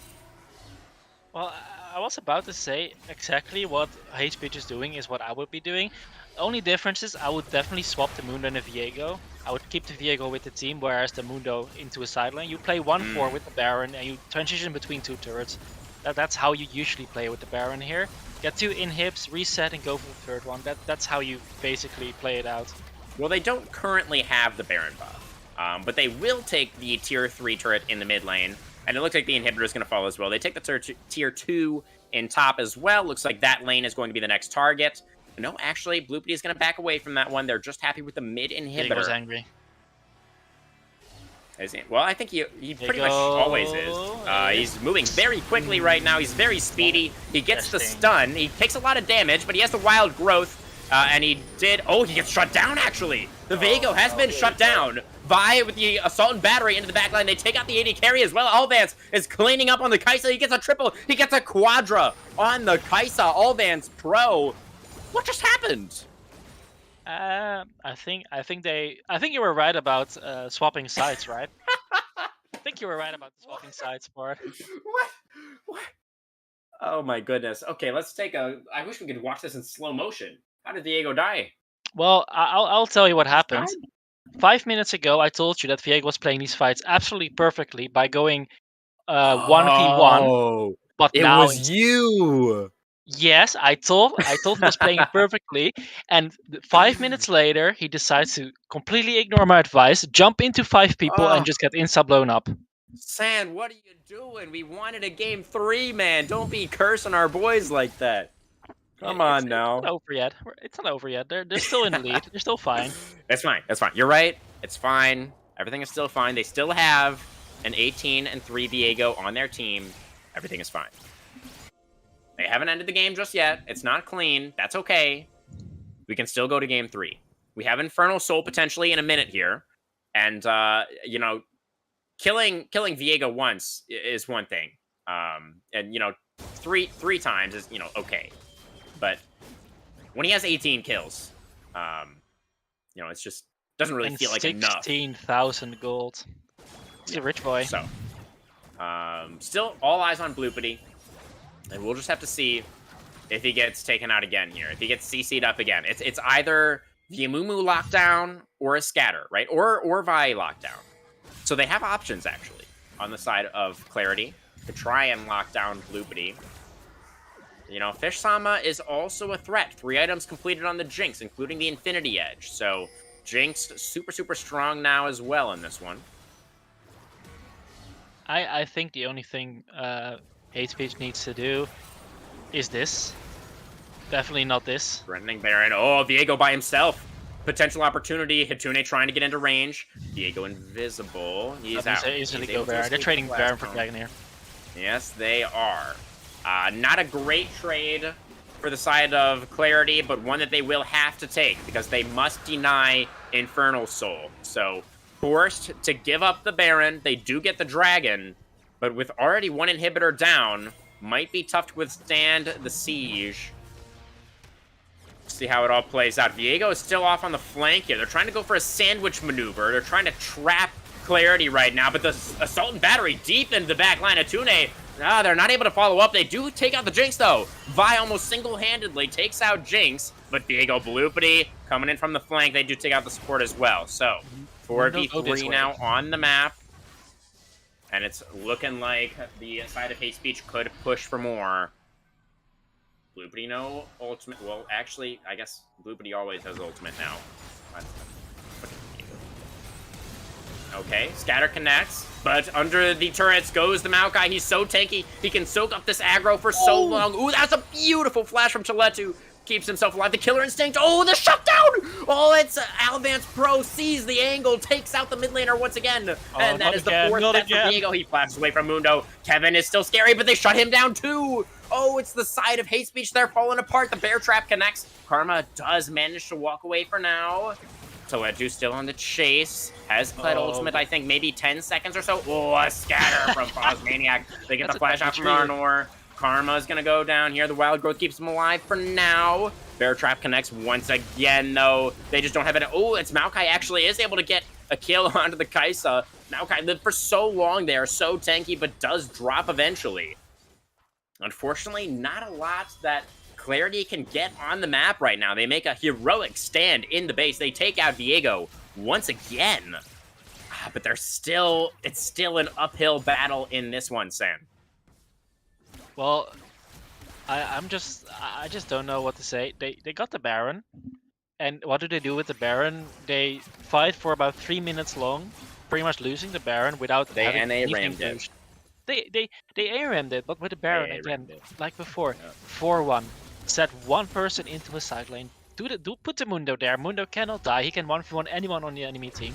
Put him in the side lane. Put 4 mid. If they engage on you, your Viego is with you. I don't know. Like both had teleport. Viego and Mundo both had teleport. They just went for the ARAM. They just thought they were strong enough, right? They just were like, if we just run at them, we'll win the fight. But they were wrong. Take a look at this Kaisa. 4 items. This Kaisa's not a joke. Certainly not. We've seen that a couple of times now. How much of a not joke she is.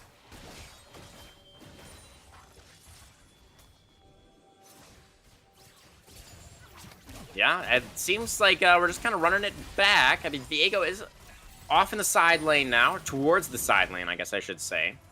And the 4-man group of Hate Speech is pushing in mid once again. I still think they should be Mundo instead of Viego. Yeah, I don't disagree. I also think that the 4-man squad should be in top lane so that they can actually pressure a turret instead of pressuring nothing. But, you know, is what it is. Well, the issue is they HPs can't really step forward because their Viego is on bot lane right now. If this Mundo is a Viego, they can actually step forward. But now they are getting the inhib eventually though. Yeah, they will get the tier 2 in the bot lane because that is where Viego is. So he's going to pick that one up, and they do get the inhibitor as well. Which, you know, while it was already exposed, that is valuable. You know, they do get some additional pressure now in mid lane, and they're going to be able to rotate now towards the bot side to join up with their mid laner. And the side of Clarity is losing a lot of their base here. They're not willing to go for any kind of engage on either side. And they're just kind of losing everything right now. They just lost 2 inhibitors. Clarity unwilling to go for a play. Hate Speech will get what they came for and walk out.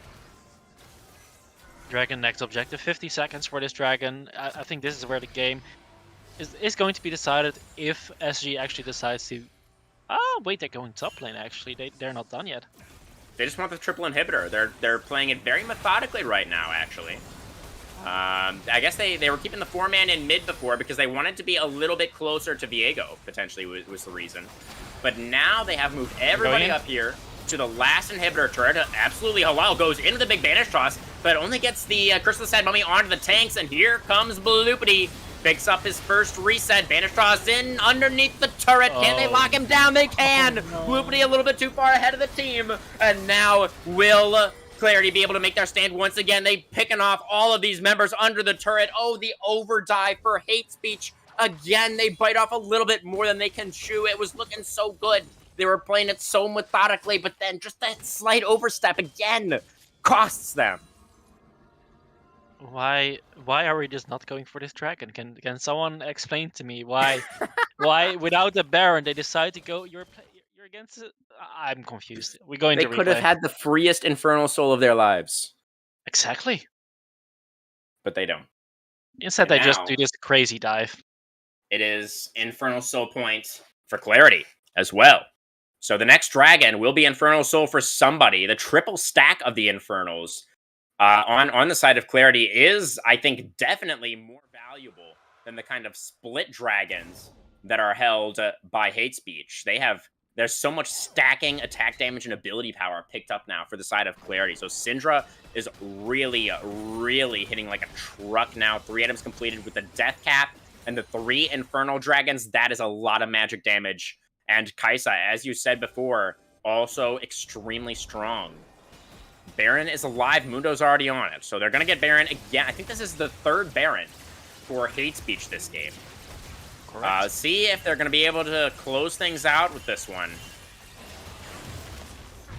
If they don't close things out with this one, they might not be able to at all. Pressure is starting to really mount.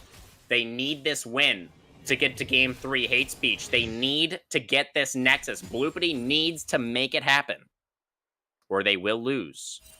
They will be out of the postseason. They will lose their chance at the bragging rights and the first place prize pool. Everything on the line.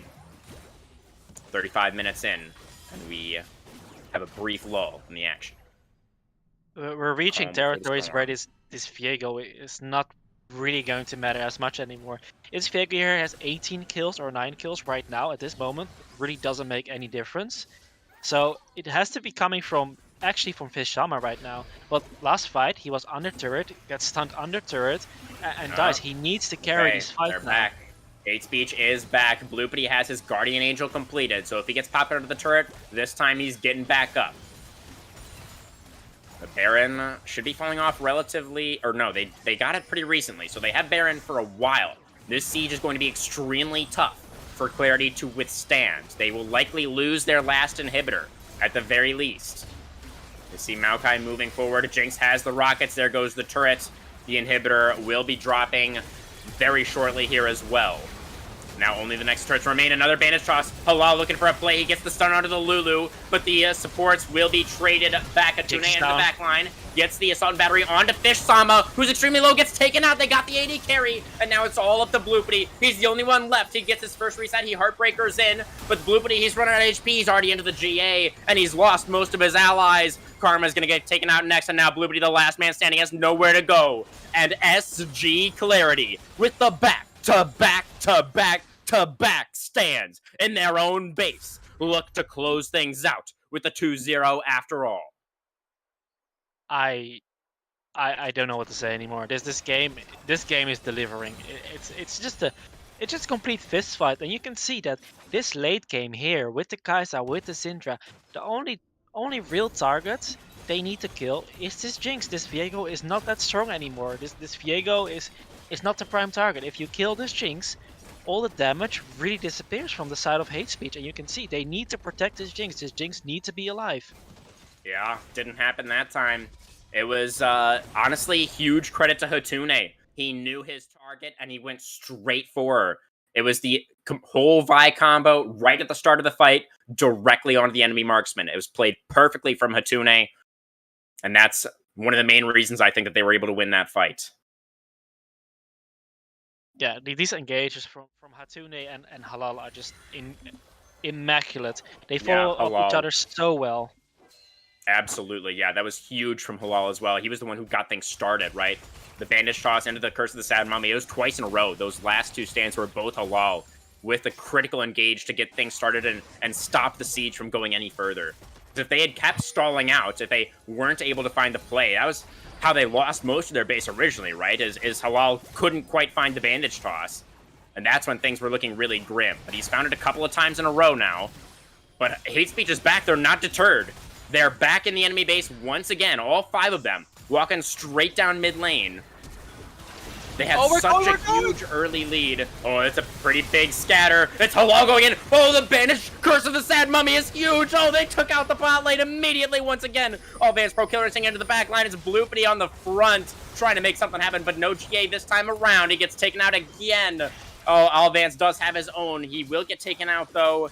It is a 3-for-1. It's only Mundo and Maokai, the tanks, are left alive for the side of Hate Speech, but Mundo gonna get locked down. The scatter connects all the CC. There's only one passive for the Mundo. Oh, there's still super minions pushing in. There's not much of a wave to work with here for Clarity right now. They do already have the mid lane broken open. Oh, this is tough. I mean, when she does the Amumu going in instantly, gets 4 man, and I mean, you can see it's the same type of fight again. Amumu goes first, then the Vi follows, and then all the damage from the backline, from the Syndra, from the Kai'Sa follow up. Oh, we gotta get back to live. Oh, the Infernal Soul. Okay, it is claimed. It's Fozmaniac actually picks up the last hit on that one. Infernal Soul has been locked down. Sorry to interrupt the replay there. Well, but yeah, it was Halal now. Exactly right. Oh man, I mean, I think Clarity has to be favored at this point. I mean, they've got the 4-stack Infernal Soul. They've won like 4 or 5 team fights in a row. Like their base is still absolutely in tatters, but they just keep winning these fights. Can we go over to the Syndra? Can we see how much ability power the Syndra has? Because I think we have reached 1,000 AP, baby. This Syndra is going to hurt. Yeah, hitting like a semi-truck, for sure. Not even, more like a freight train at this point. An absolute freight train. This is an issue. Now, what is... I mean, honestly, Hate Speech, what are you gonna do here? You only have your Jinx. You need to protect this Jinx. This Jinx needs to stay alive. I don't think they're being pressured here. It's Clarity starting up the... Oh, it's gone. They just absolutely melted through it. It's full build for everybody. They one-shotted the Baron. Now, how does the team fight look? The Nature's Grasp only onto the Amumu, though. Halal's going to go gold, and he's going to buy a little bit of time. He has the ultimate. He's going to go for the Curse of the Sad Mummy onto the front line. Teletu takes out the Mundo as the first casualty. Halal also gets taken out, but Maokai is gone. The front to back is clean from Clarity. Fish Sama doing what he can. He has the wild growth, but he has no front line left. Oh my God. That was such a massive gold lead. It was such a huge lead for HateSpeech.gg. We thought for certain that Bloopity was going to be able to bring us to that 3rd game. But no, it was Halal, it was Hatune, it was the entire squad from Clarity standing strong in the face of impossible odds. And they will make their way to the grand final with a 2-0 semi. Absolutely insane. I'm speechless. The way they came back, the team fighting in the base. Honestly, this game delivered. This was another back-to-forward game. Honestly, those 5 minutes that we had the previous game where it looked a little bit shaky, this game, I think the entire game looked very shaky. It's just, it's like I said, this Viego pick, it's immaculate. It does a lot of fighting, but later on in the game, you can't really do much anymore into these ranged champions with so much CC that just poke you down, that put you down, that CC you get instantly popped, and then it's all on the Jinx. But this Jinx just wasn't strong enough. I don't know, man. I really feel like Hate Speech should have had that. Like, yes, I hear you. Viego falls off in the very late game. He's got a lot of single target damage. You know, when everybody is strong, he doesn't necessarily do quite as well. When everybody has their CC on such low cooldowns, you know, that can be tough for him to deal with. But Bloopity was so fed, man. He was so strong. He was, what was it, like 18 and 2 or something? And he finished the game 20 and 8. He kind of died, like, he went 2 and 6 in like the last 10 minutes or so. And I just, those like 4 or 5 consecutive runs into the enemy base where it just seemed like they were slamming their heads against a brick wall. I mean, maybe that's really more credit to SG Clarity for defending extraordinarily well, as opposed to Hate Speech making some kind of mistake. But it was such a huge lead. I thought for sure Hate Speech was going to be able to get it. Maybe we should save it for the interview, but yeah, let's just save it for the interview. For now, let's. Who do you think was the MVP of that one, Sam? Oh, this one was really difficult because I think that Alvin's honestly on the Kaisa he performed. He played his fights well, but I don't know. Halal and Hatune looked amazing with these engages. I honestly, if I have to give it to a damage carry, it would be definitely Alphonse with his Kaisa play. If I have to overall like gameplay, like team play, I would give it to Halal. His engages on Yamumu, catching people off guard all the time. I would give it to him this game, 100%. Honestly, yeah. All of those huge stands in the base, that was a lot from Halal. He did so much heavy lifting and actually making that defense happen. Absolutely deserved, I think, to look towards the support here. 211 and 23. You know, he died a lot sort of in the early and mid game, you know, when Viego was kind of rampaging all over the place. But yeah, I mean, you that's a great shout out. You know, there's so many huge engages from him to really turn things around. Some love for the support, am I right? Oh yeah. We're going to be getting the MVP vote up in the Discord channel pretty soon, guys. So please head on over there, cast your ballots. Who you think was the MVP of the match tonight? You know, we had Teletu in game number 1. We're shouting out Halal here for game 2. We're going to be getting 1 or 2 people in for an interview pretty shortly here. But first, a quick break. We'll be back soon.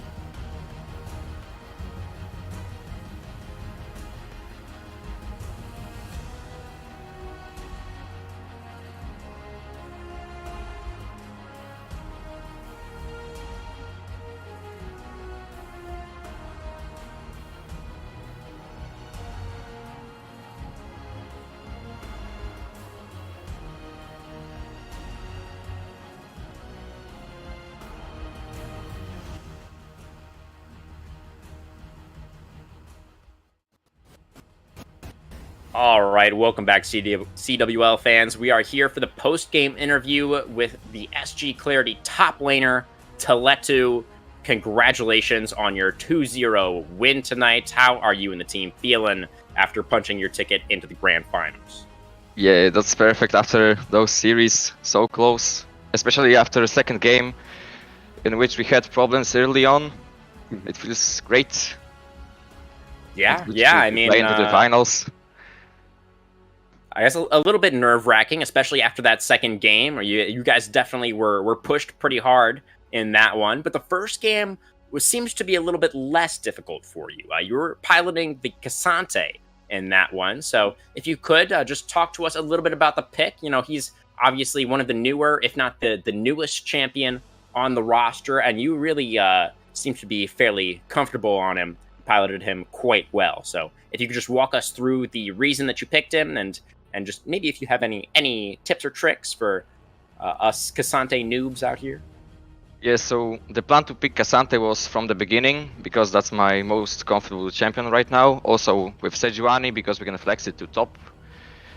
And yeah, the game went as we wanted. Even though in mid game we had some problems with team fighting, and also huge credit to my AD carry, which carried us the second game. And yeah. So the Cassante was always something that you were thinking about pulling out tonight. Then is what I'm hearing. Something you're extremely comfortable on right now, and it really did show. So. Well done with that. San, you want to go ahead and jump in there? You got something for our MVP? I got a question about that second game because you left the Mundo open, which I talked about it in a previous game that was probably going to be banned. You guys banned it. Then it was left open. Did you plan to pick the Kled into the Mundo? Yes, I was preparing Darius and Kled into Mundo, but as we see, I think Kled is not that strong because I couldn't punish him enough. At laning phase, I thought it would be great to prepare Kled and Darius as a hard counters to this pick, so I wasn't surprised. Yeah. I mean, so for the first game, obviously it was relatively one-sided. There were a couple of team fights in the middle that did go the other way. That Hate Speech was able to take off you guys, but I don't think we need to go too deep into that first game. It was, pretty strong performances from your entire squad across the board, but. Yeah, we can sort of really get into the meat of that second game because boy, oh boy, there was a lot that happened. And things really went off the rails extremely early on when the Viego mid, Bloopity, had 3 kills at like 3 minutes. So what was the communication like at that point? And what was kind of the strategy, moving forward in that second game once that had happened? Yeah, so first of all, they invade. We kind of got surprised. That wasn't the plan, and after Viego got kills, we kind of didn't know what's happening, and also we were not super prepared for Viego mid. Right. That's not like a typical pick, and after all those kills, the mid game was kind of screwed. We didn't know what to do. Also, the comms were really like loud and stuff because everything was not going as we wanted. And yeah, congratulations for the idea to go Viego mid. I think that worked well, even though you lost at the end. And well played to the enemies for these picks. Yeah, I definitely think that second game, that Viego mid, I was talking to Crewman. It's a small pick of mine as well. I like to pick it into Yasuo mid, but I've never seen it into Syndra. I was really surprised how well it went. But as we were watching the game, I think that I was talking to Crewman, I said, I think in the late game, 5v5, straight 5v5, you guys win. Did you guys also felt like you were going to win straight 5v5s in the late game? No, I think the first one was a really big surprise. The first fight that we won. Then we were still not really like happy about how it goes. So we needed to stay in base. We couldn't really go to jungle and stuff. We needed to chill, kinda AFK and farm. And after the gold and stuff, we could actually do something, see how other team fights go, and I think it was up to our enemies how the game will go. So we just had to like wait and see how it goes. Yeah, 100% agree. I mean, it does sound like they may not have won, but they were certainly successful in making you feel really pressured and and causing some chaos, even in the communications there.